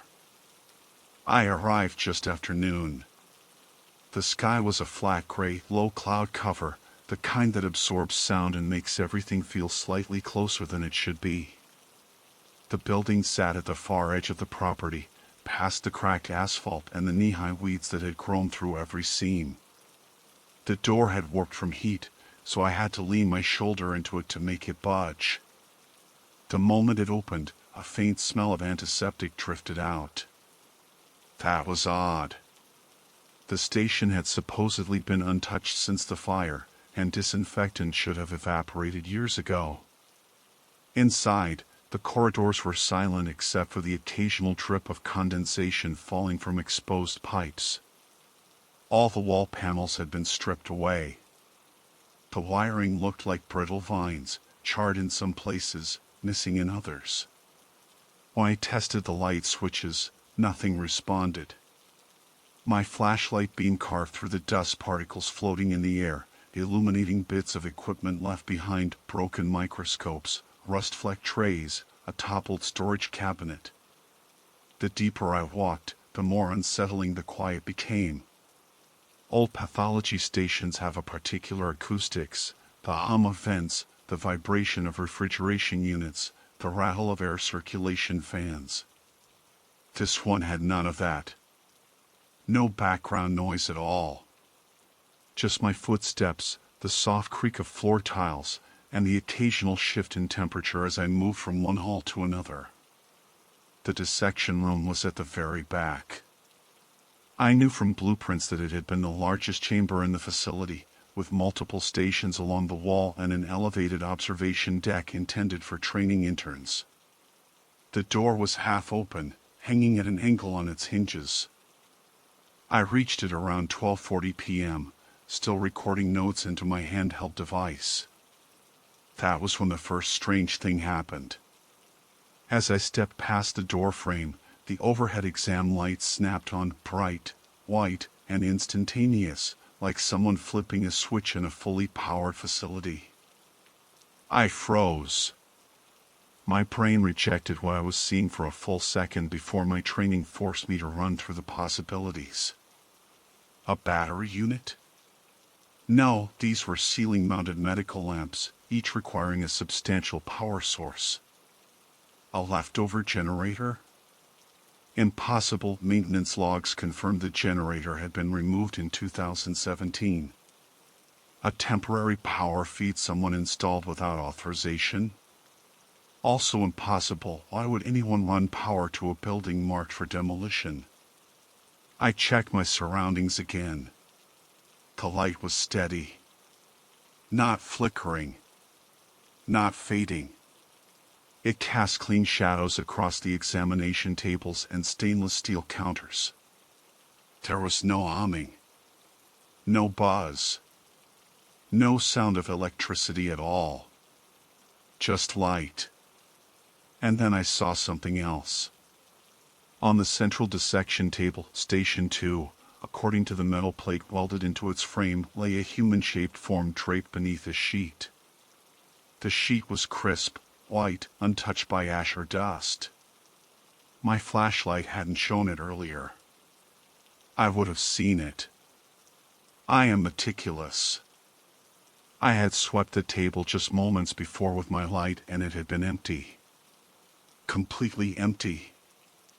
I blinked hard, forcing my heart rate back under control. There were only 5 logical explanations. Someone else had entered the building. Someone was playing an elaborate prank. I had overlooked the sheet earlier. I was experiencing stress-induced perceptual error. Or I had walked in on a crime scene that had somehow gone unreported for more than a decade. The last possibility seemed the least likely. The sheet was too clean for that.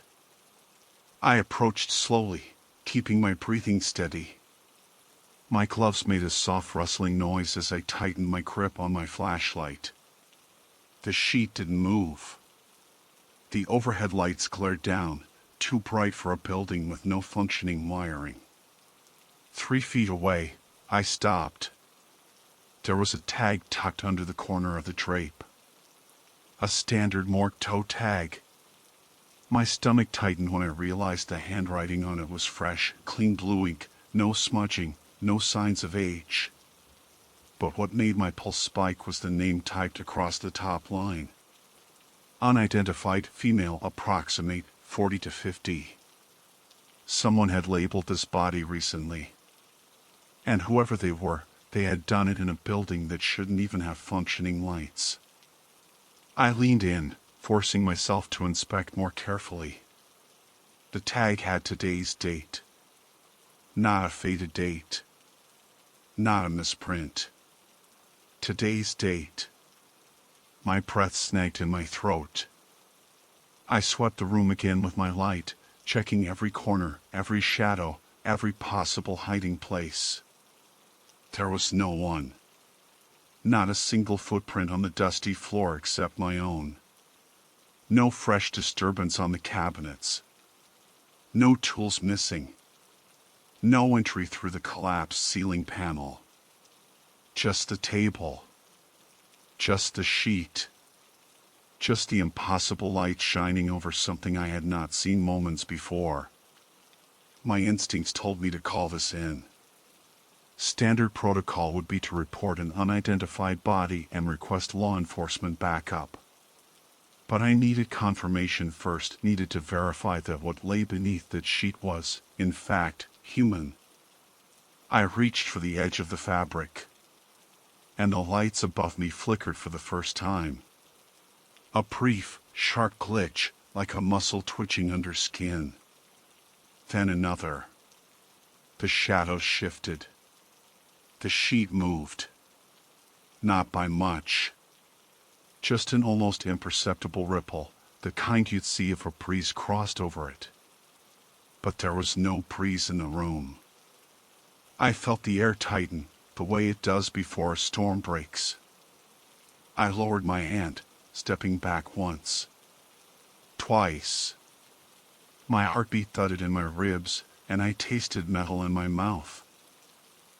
Then the sheet rose. Only an inch. A shallow lift. But it rose as if something underneath had taken a slow, deliberate breath. The lights steadied again, and the room went silent in a way that felt unnatural, as if every sound in the world had been pulled back, held still, waiting. I should have left right then. But I didn't. I leaned in again, and with a single, trembling motion, I grasped the sheet and lifted it. The face beneath the sheet wasn't a face at all.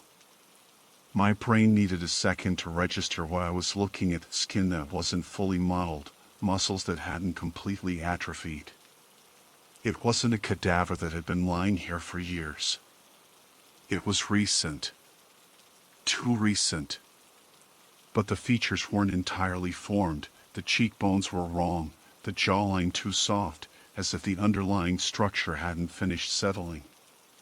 The eyes were half-lidded, not sealed shut the way mortuary technicians usually prepare deceased individuals. A thin line of dried blood curved toward the ear in a way that looked almost deliberate. And it was warm. I didn't touch it, didn't need to. The heat rising from the sheet brushed the back of my unloved wrist. Bodies don't stay warm without circulation. Without life. Without metabolism still functioning. I stepped back fast, nearly tripping over the instrument cart behind me. There was no pulse. I wasn't going to check for one. Whatever was on that table was not supposed to be warm. Not here. Not now. I forced my breathing to slow, but the room didn't let me calm down. The overhead lights pulsed one slow flicker that didn't fully dim, like a silent gesture telling me it was aware of what I'd just seen. I tore my gaze away from the figure and scanned the rest of the room again. Nothing had changed. No new footprints. No open cabinets. No sound. Just that impossible warmth. I started documenting. My voice shook at first, but professionalism took over. Time, 12:58. Sheet removed. Subject appears recently deceased. My words faltered. The left hand had moved. Not by much. Just two fingers, curling as if reacting to cold air. A post-mortem spasm wasn't impossible, but they didn't usually happen 12 years after the facility's closure. And God help me, it wasn't just a twitch. It was responsive. Slow. Controlled. I approached again, keeping the flashlight tight in my grip. The fingers didn't move this time. The body lay still. But something deep beneath the skin, some subtle shift, made the fabric of the sheet rise and fall almost imperceptibly, like breath that had been reduced to its most basic survival mode. I swallowed hard. "This isn't possible," I whispered before I could stop myself. With my right hand, I reached for the wrist to check for radial pulse, purely procedural, the way any trained examiner would. My fingertips hovered less than an inch above the skin. Then the lights snapped off. Complete darkness crashed over me like a wave. My heart slammed into my ribs. I could hear nothing except my own inhale, sharp, too loud, echoing off the metal and tile. I lifted my flashlight.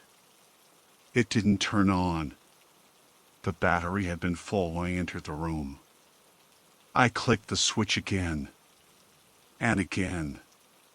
Useless. Something in the pitch-black room shifted its weight. Not a footstep. More like fabric brushing metal. A scrape. Soft. Intentional. Cold air curled around my ankles, the first moving air I'd felt since stepping inside the building. It rose slowly, like exhalation. "Hello?" I said before thinking better of it. No answer. I took a step back, raising my hands blindly in front of me. My fingertips touched nothing but open air. I felt for the table, needing an anchor point, something to orient myself. The smooth stainless steel met my palm. But the body wasn't on it anymore. The sheet lay flat, empty. My breath caught in my throat. I stumbled back again, hitting the wall behind me. A sound emerged from the center of the room. Not breathing. Not footsteps. A soft, wet sound, like tissue being pressed against tile. I forced my hand down to find the penlight clipped to my coat. "Please work. Please work." I clicked it. A thin, weak beam stuttered to life. The table was empty. Completely empty. The sheet lay folded as neatly as if it had been reset for demonstration. The tag still lay on the metal surface, today's date unmistakable. The weak beam trembled as I swept it across the floor. No footprints leading away. No drag marks. No trace of anything leaving the table at all. But in the far left corner of the room, just outside the reach of the beam, something reflected. A glint. Tiny. Like the shine of moisture. I extended the light that direction. A partial print bare, human, heel and arch, the toes smudged. Fresh enough that the moisture hadn't dried. Impossible. Every entry into the building had dust thick enough to hold weeks-old rodent tracks. There was no way anyone barefoot could have walked in here without leaving a path straight to this room. Unless they hadn't walked in. Unless they had started here. My chest tightened. The lights flickered again, just for half a second, like they were preparing to come back on. I steadied myself and followed the print with the penlight. There was a second one a foot beyond. Then nothing. The trail simply stopped, as if the owner had taken 2 steps and then vanished. A sharp metallic clang rang out behind me. I spun, beam shaking. The observation deck door, high above the dissection room, accessible only by the narrow stairwell, was swinging shut. I hadn't even noticed it was open before.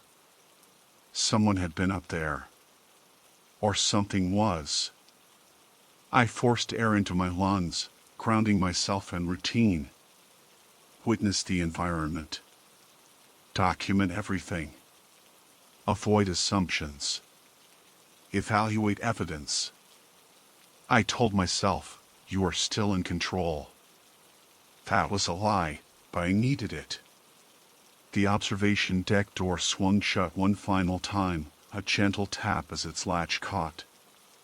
Then the full overhead lights roared back on with a blinding surge. My eyes adjusted slowly. And the figure was back on the table. Same sheet. Same position. Same impossible warmth radiating through the fabric. I stumbled backward, blinking spots from my vision. My thoughts scrambled. My training shouted every rational directive. Do not approach, do not touch, do not interact. But there was something else, something beneath the sheet that hadn't been there before. A bulge along the chest. Rising. Falling. Deeper this time. And then, faint but undeniable, a breath escaped from beneath the sheet. A slow inhale that didn't belong to any corpse. I wasn't alone. Not anymore. The breath under the sheet wasn't shallow anymore. It expanded the fabric in a slow, deliberate rise, then sank again with a weight that suggested lungs, not decayed tissue, not residual air, but real, active lungs pulling in the cold of the dissection room. I felt the instinctive rush of adrenaline, that primal urge to get out now, before I saw something I wouldn't be able to explain away in a report. But my feet didn't move. The lights above hummed, finally, impossibly, producing a sound they hadn't made at all before. A deep, steady electrical vibration that had no source. My eyes started up. The fixtures were intact, no burn marks, no exposed wires. It was as if they'd always been functional. As if the building had never lost power. The sheet rustled. I stepped backward once, then twice, until my shoulder hit the swinging door of the dissection room. I expected it to push open behind me, giving me an escape route, but it stayed locked in place. I tried again, harder. The handle wouldn't turn. The frame didn't budge. It felt sealed, as if pressure held it shut. "Let me out," I whispered, voice cracking despite myself. I knew it was pointless. I knew no one should be here. I confirmed the entire building was empty when I arrived. My car was the only vehicle outside. The only set of keys. The only person. The sheet rose once more. And then a voice, thin, rasping, barely audible, leaked through the fabric. "Don't go." My body froze so completely I felt my pulse hammer against bone. It wasn't a hallucination. The sound had resonance, depth, direction. It came from the table. From the thing under the sheet. I forced my mouth to move. "Who are you?" Silence. Then, "You were supposed to find me." The words dragged like they were being pulled through a throat that hadn't been used in years. I should have run. I should have screamed for help even if no one would hear me. But my training overrode everything else. If this was a living person, however impossible that seemed, I had an obligation to respond. I'm Dr. Helena Ward," I said, palms sweating. "I'm here under county directive. Tell me if you're injured." A soft laugh slipped beneath the sheet. Not a healthy laugh. A hollow one, fragile at the edges. "You already saw." My stomach turned. No, I hadn't. I hadn't seen the body clearly enough to know anything. Even the face had been unfinished somehow, like clay that hadn't been sculpted right. "I need to examine you," I managed. "I need to know what condition you're in." The sheet shifted slightly, aligning with the outline of a shoulder rising. "Look, then."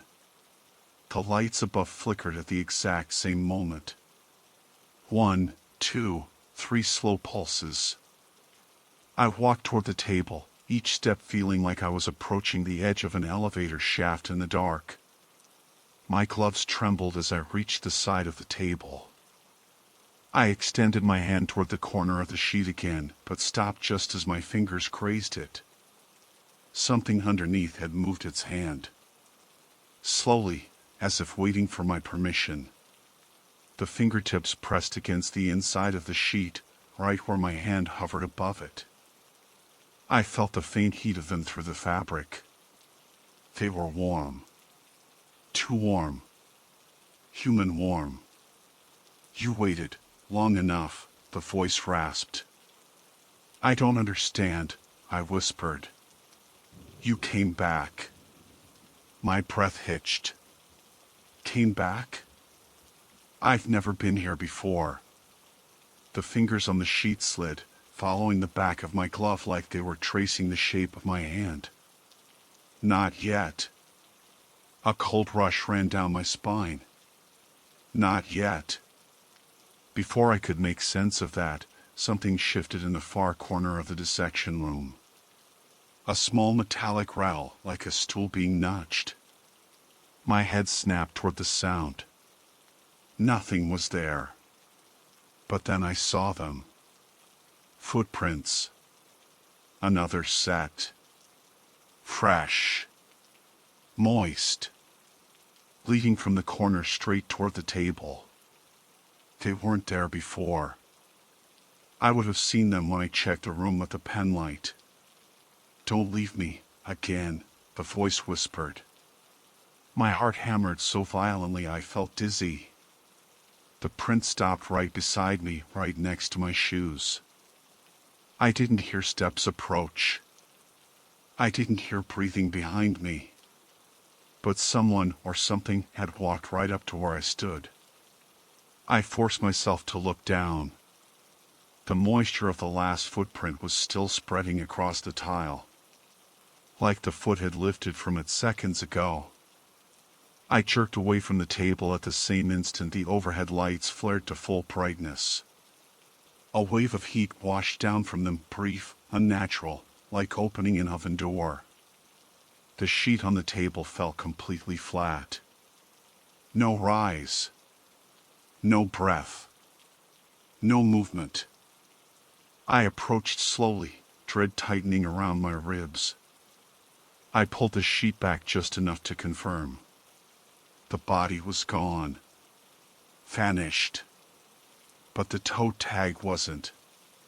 The tag lay on the metal surface, its string coiled like a dropped thread.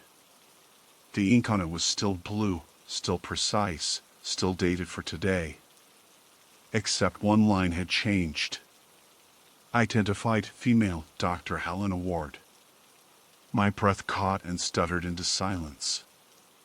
I grabbed it, reading it again, certain my panic was distorting the letters. But it didn't change. It didn't fade.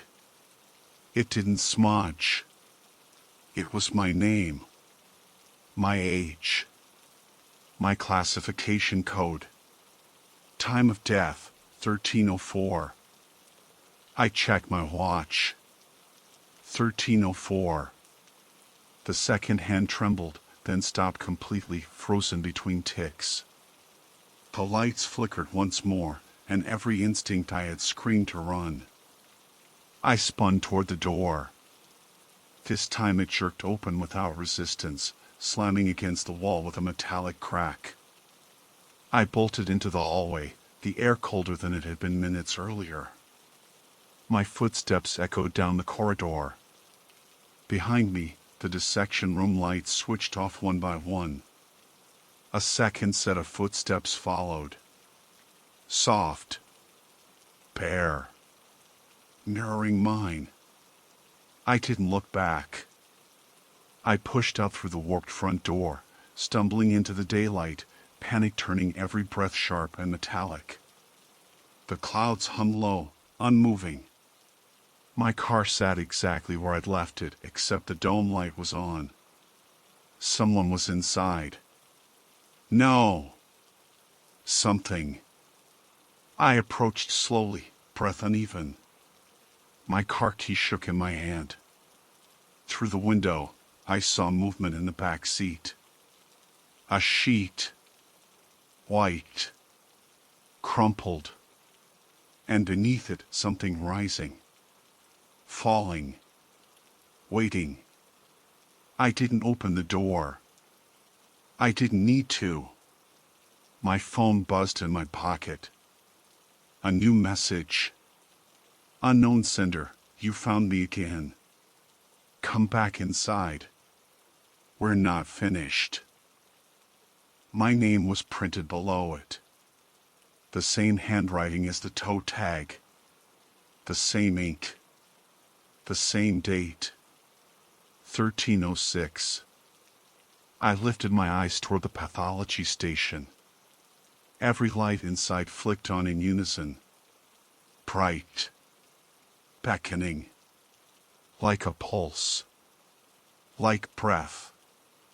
like the beginning of something I should never have uncovered.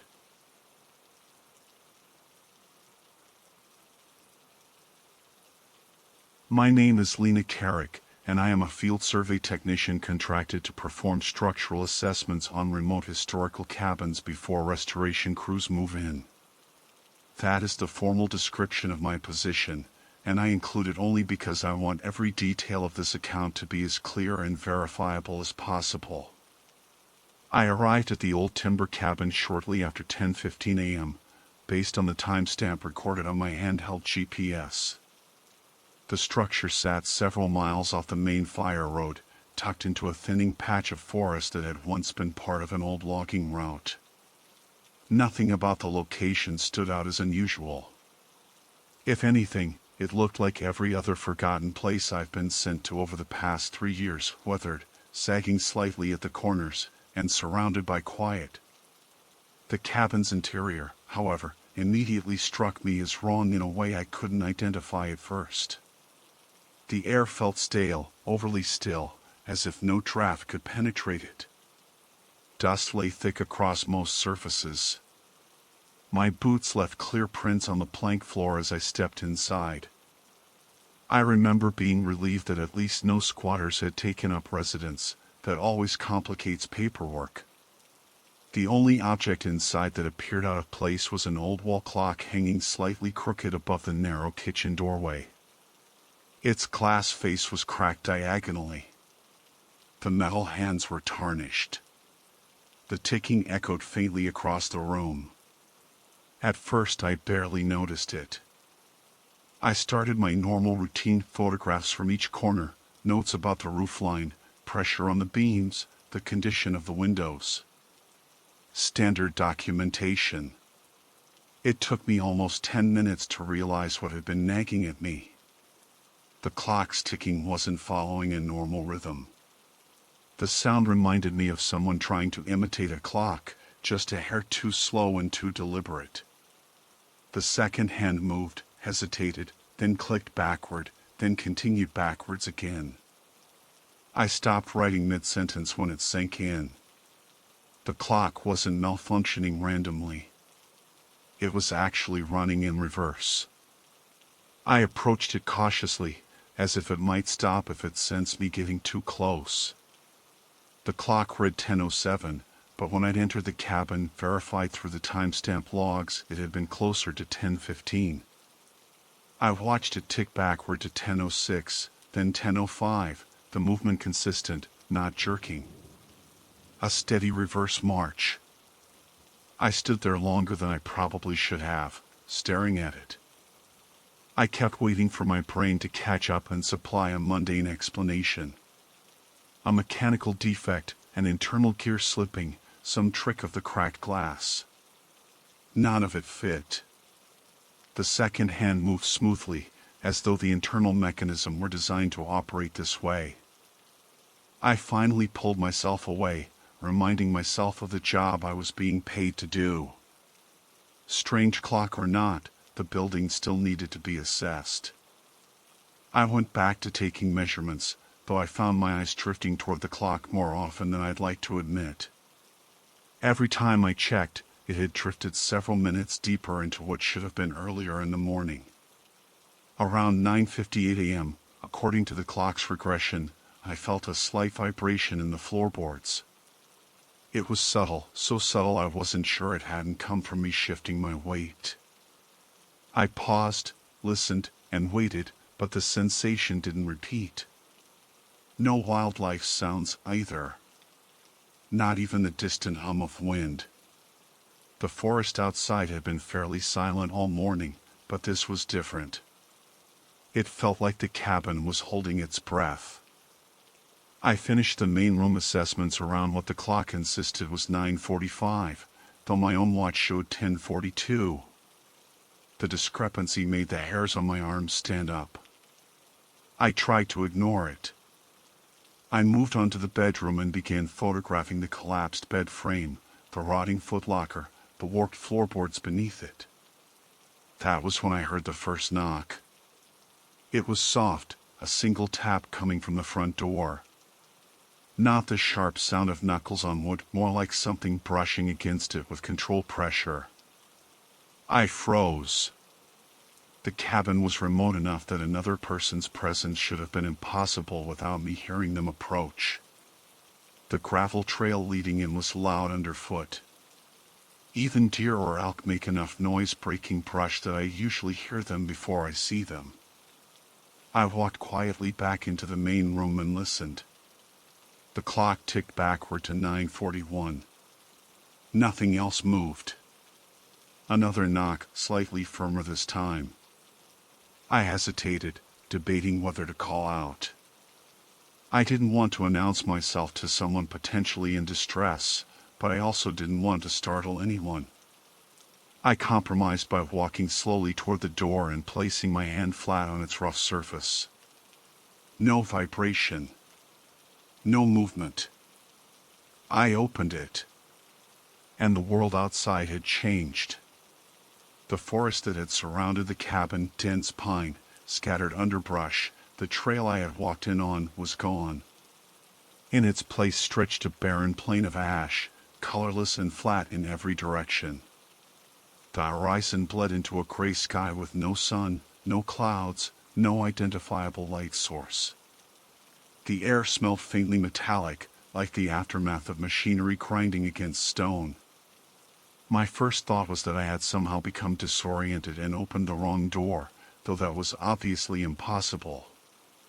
The cabin had only one entrance. My second thought, far less comforting, was that I was experiencing some sort of severe visual disturbance. I closed the door immediately, holding the handle tight, trying to steady my breathing. I told myself to wait. Just wait. I counted to 5 and opened it again. Nothing had changed. The ash plain stretched outward, utterly empty. Behind me, the clock ticked backward into 9:38. And that was the exact moment I realized I wasn't standing in a hallucination. The temperature had dropped, not in the cabin, but outside. When I opened the door again, a cold gust rolled in, carrying ash that swirled across the floorboards like disturbed dust. Whatever had happened, it wasn't an illusion. It was physical. And the clock kept ticking backward. I stepped back from the open doorway, keeping my hand on the knob as if closing it would somehow force the world outside to revert to what it should have been. The cold air lingered even after I shut the door, sharp, dry, carrying a smell so faintly acidic it made the back of my throat sting. I kept my palm against the door for several seconds, feeling nothing pressing from the other side, no movement, no vibration. Just stillness. The clock ticked backward into 9:37 a.m. I swallowed hard and backed away, forcing myself to think through the situation in pragmatic steps the way my training drilled into me. First rule, eliminate immediate dangers. I checked every window, half expecting them to show the same ash plain outside. Each one, however, showed nothing but darkness, like the glass had been painted from the outside. No reflection, no silhouettes, no scenery. I cupped my hands to the glass and leaned closer, but there was nothing. The windows might as well have been blacked out. The rational part of my mind insisted this was some kind of perceptual distortion, like someone had engineered an environmental chamber or an optical trick. But there was no technology out here. No power grid. No equipment. And the temperature in the cabin hadn't changed. Only the world beyond its threshold had. I turned back toward the clock. It was now slipping past 9:35, the hands moving with the same unnatural precision, like something methodical and slow was unwinding inside it. My watch still read 10:52 a.m. The time discrepancy had widened again. I needed to verify whether my GPS could still pick up a signal. I grabbed it from the side pocket of my pack and turned it on, watching the display flicker before locking into a position coordinate, only it wasn't the one from earlier. The elevation data fluctuated wildly, climbing and dropping by hundreds of feet in a matter of seconds. Then the map wiped to gray, and the unit displayed a single message. No satellites found. I moved around the interior, raising and turning the unit like I was coaxing a stubborn radio to life. Nothing changed. The GPS stubbornly refused to read anything. A sudden sound cut through the room. A third knock. But this one didn't come from the door. It came from beneath the floorboards. I stepped backward, instinctively bracing myself. The knock had been faint, but deliberate, like someone testing the wood from below. I crouched and pressed my palm to the boards. Cold radiated up from beneath, unnatural and sharp enough that I pulled my hand away on reflex. I forced myself to crouch again, slower this time, and slide my fingers between the seams and the planks. A thin draft seeped upward, carrying the same ash smell I detected outside. The crawl space shouldn't have been accessible from below unless a previous survey crew had left access panels open, but there was no sign of displacement, no visible gaps. I rose to my feet slowly. Whatever was outside wasn't contained to the outside. As the clock reached 9:32, I heard a soft creak behind me, wood shifting under weight. I spun, expecting to see the door opening, but it remained closed. My pulse thudded in my ears as I moved toward the sound source. The creak had come from the narrow bedroom. The air felt colder as I stepped in. The warped bed frame sat untouched. The ruined footlocker remained half collapsed.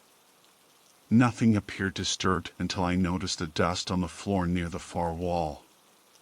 It had been smudged, faintly, in the shape of a single footprint.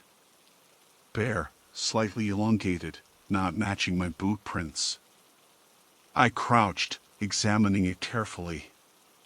The print pressed deeper on the front, like whoever made it leaned inward toward the wall. What made my stomach knot was the direction it pointed toward the interior of the cabin, not toward the door or windows. Something had stepped into this room, not out of it. I stood and slowly backed out, refusing to turn my back fully. When I reached the main room again, I found myself instinctively glancing at the clock. 9:30 a.m. I watched the minute hand twitch backward into 9:29, steady and unbothered by everything unraveling around it. I didn't know what would happen when it hit midnight in reverse, whether it would simply continue or whether something else would follow. My mind replayed the earlier knocking, the vanished forest, the ash plain. Midnight felt like a threshold I wasn't prepared to cross. I needed to leave the cabin. Somehow. Even if stepping outside led me into the same barren landscape, at least I would no longer be trapped inside a structure that seemed to be decoupling from the normal world. I went to the door again and placed my hand against it. The cold on the other side seeped through the wood. I took a breath, held it, and opened the door.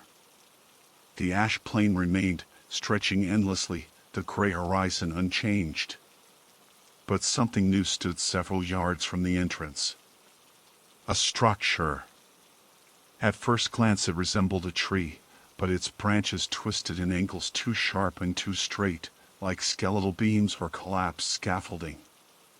As I stared, the shape shifted subtly, not moving but clarifying, its outline growing more defined as if my brain was finally piecing together what it resembled. It looked like the charred remains of a watchtower. One of the old fire lookouts that used to stand at the edge of the forest. The cabin's historical records had mentioned one nearby, decommissioned nearly half a century ago after wind damage rendered it unsafe. But that tower had been dismantled, hauled away in parts. Nothing remained. And yet here it was, blackened, skeletal, rooted in a landscape that should not have existed. I felt the urge to step toward it, to confirm whether it was real or simply some illusion that held shape only when looked at from the cabin doorway. I took one single step outside.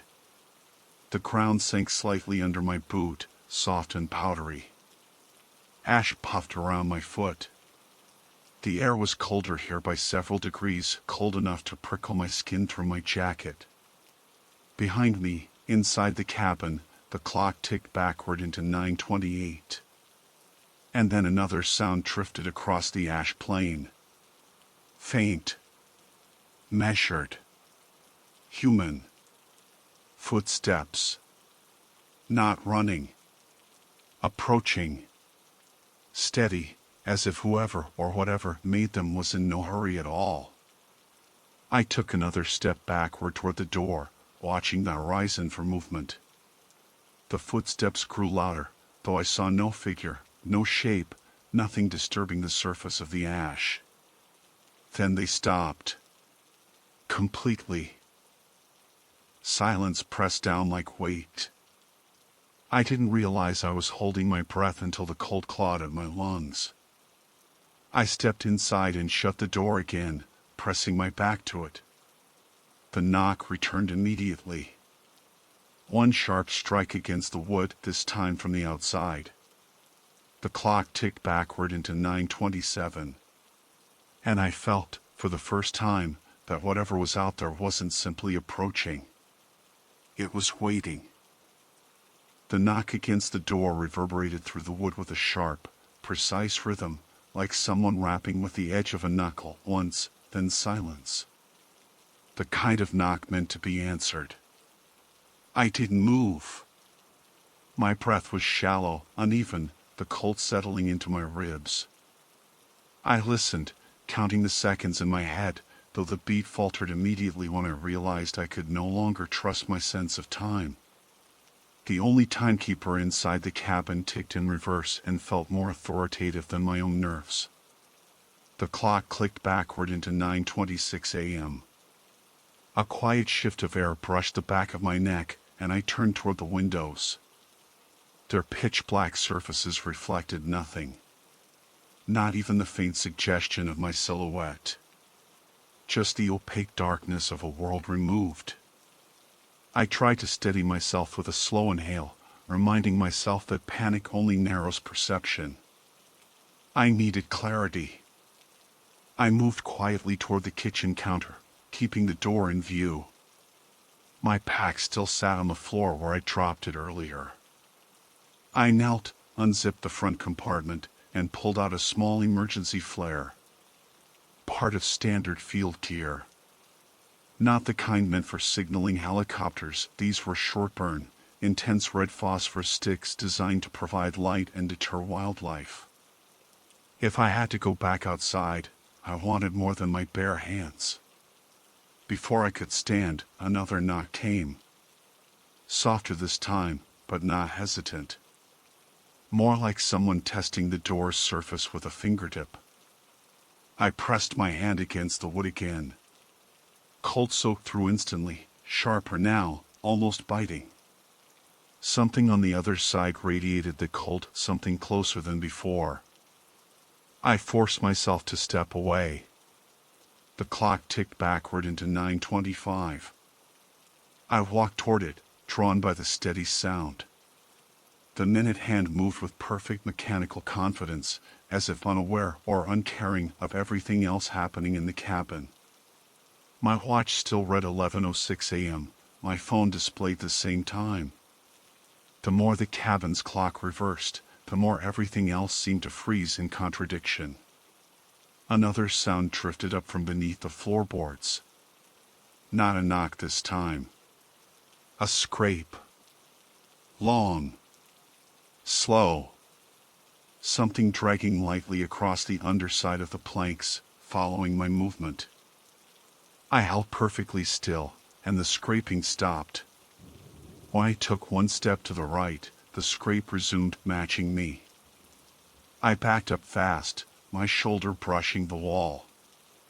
Something beneath the floor was tracking me.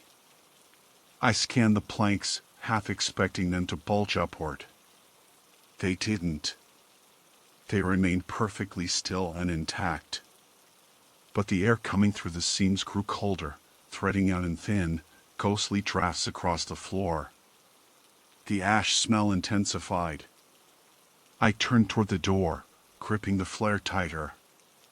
Whatever was happening inside the cabin felt confined, contained only because the structure still had some boundary left.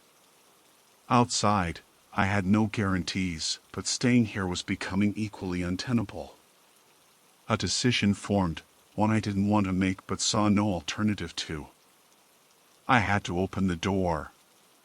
This time with intent, not reacting to something knocking, but moving before whatever waited outside dictated the next moment.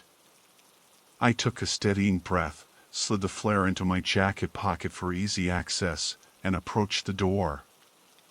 My hand hovered over the latch. The cold radiating through the wood pulsed in faint waves now, nearly rhythmic. I unlatched the door and pulled it open. The ash plain greeted me, unchanged and endless, windless and silent. But the skeletal tower I'd seen earlier was closer than before, 20 feet nearer to the cabin door.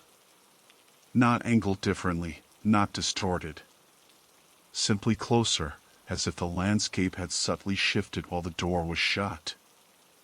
I stepped outside, flaring heat rising briefly in my chest from instinctive fear. My boots sank slightly into the ash again. I pulled the flare from my pocket but didn't strike it yet. Movement caught my eye. Across the plain, near the horizon, a thin vertical shape stood against the gray distance. At first I thought it might be another twisted structure, but the longer I stared, the more it resembled a person. Upright. Motionless. Facing me. I blinked, once. The shape was closer now. Not by movement, by repositioning. Like the world slid it forward when I wasn't looking. My fingers tightened around the flare. The clock inside the cabin ticked backward into 9:24. I resisted the urge to retreat. Instead, I turned and looked at the cabin, hoping irrationally that it might have remained normal on the outside. It hadn't. The windows were black from this side as well, like the cabin itself had been hollowed out and filled with darkness. The roof sagged slightly more than before. And the surrounding trees that had existed only hours earlier, were still absent. No stumps. No fallen trunks. Just endless ash. When I looked back at the horizon, the figure was gone. But the footsteps returned. This time unmistakable. A slow series of crunches through the ash, coming from behind me. I spun around, raising the flare instinctively though I hadn't ignited it. Nothing stood there. No figure. No disturbance in the ground. But the footsteps continued. Circling me. Clockwise. Measured. Deliberate. Each step stopped exactly where the next should begin, as if something invisible walked with perfect geometry around my position. My throat tightened. I fought every instinct telling me to bolt blindly across the plain. Running without direction could trap me in something I didn't understand. For all I knew, the plain looped like an optical corridor. Then the footsteps stopped directly behind me. I didn't turn. I struck the flare. A brilliant red flame burst to life, flooding the ash with violent color. Heat licked my hand, and the smell of burning phosphorus cut harshly through the metallic air. The footsteps receded instantly, fast, like something retreating from the flare's glow. Ash swirled where nothing visible moved. I backed toward the cabin door, holding the flare out in front of me. Something shifted in the air, a faint tremor underfoot. I looked over my shoulder to ensure I was heading toward the doorway. Except the cabin wasn't behind me. The cabin now stood 20 feet to my left. not moved. Shifted. As if the landscape had rotated around me without warning. I staggered backward, trying to correct direction, and the ground tilted subtly beneath my feet. The horizon rippled, like heat waves bending reality. Inside the cabin, the reverse ticking clock struck the bottom of the hour. 9:30 clicked backward into 9:29, the same moment I'd heard the first footsteps approaching earlier. A chill ran through me. The clock wasn't just marking time. It was looping it.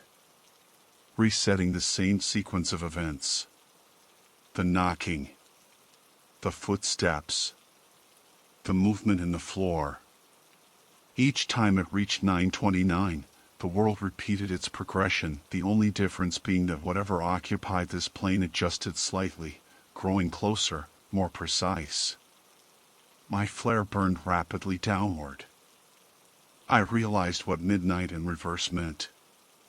When the hands struck 12 a.m. backward, time wouldn't loop anymore. It would reach a beginning. And whatever waited for that moment, whatever was circling me, tracking me, shifting the world around me, wanted me there when it did. The flare hissed in my palm, spitting sparks. Its light shrank. I made one final decision as the burn reached its last inch. I turned toward the cabin door, regardless of its altered position, and sprinted. The world rippled around me, the tower shifting, the horizon bending. I didn't look back. I fixed on the door and ran, boots kicking up ghostly ash. Just before the flare died, I crossed the threshold and slammed the door behind me. Darkness swallowed the cabin. The clock ticked backward into 9:28. And something on the other side of the door exhaled long, patient, deliberate. Waiting for the next loop. Waiting for me not to reach the door next time. Waiting for midnight in reverse.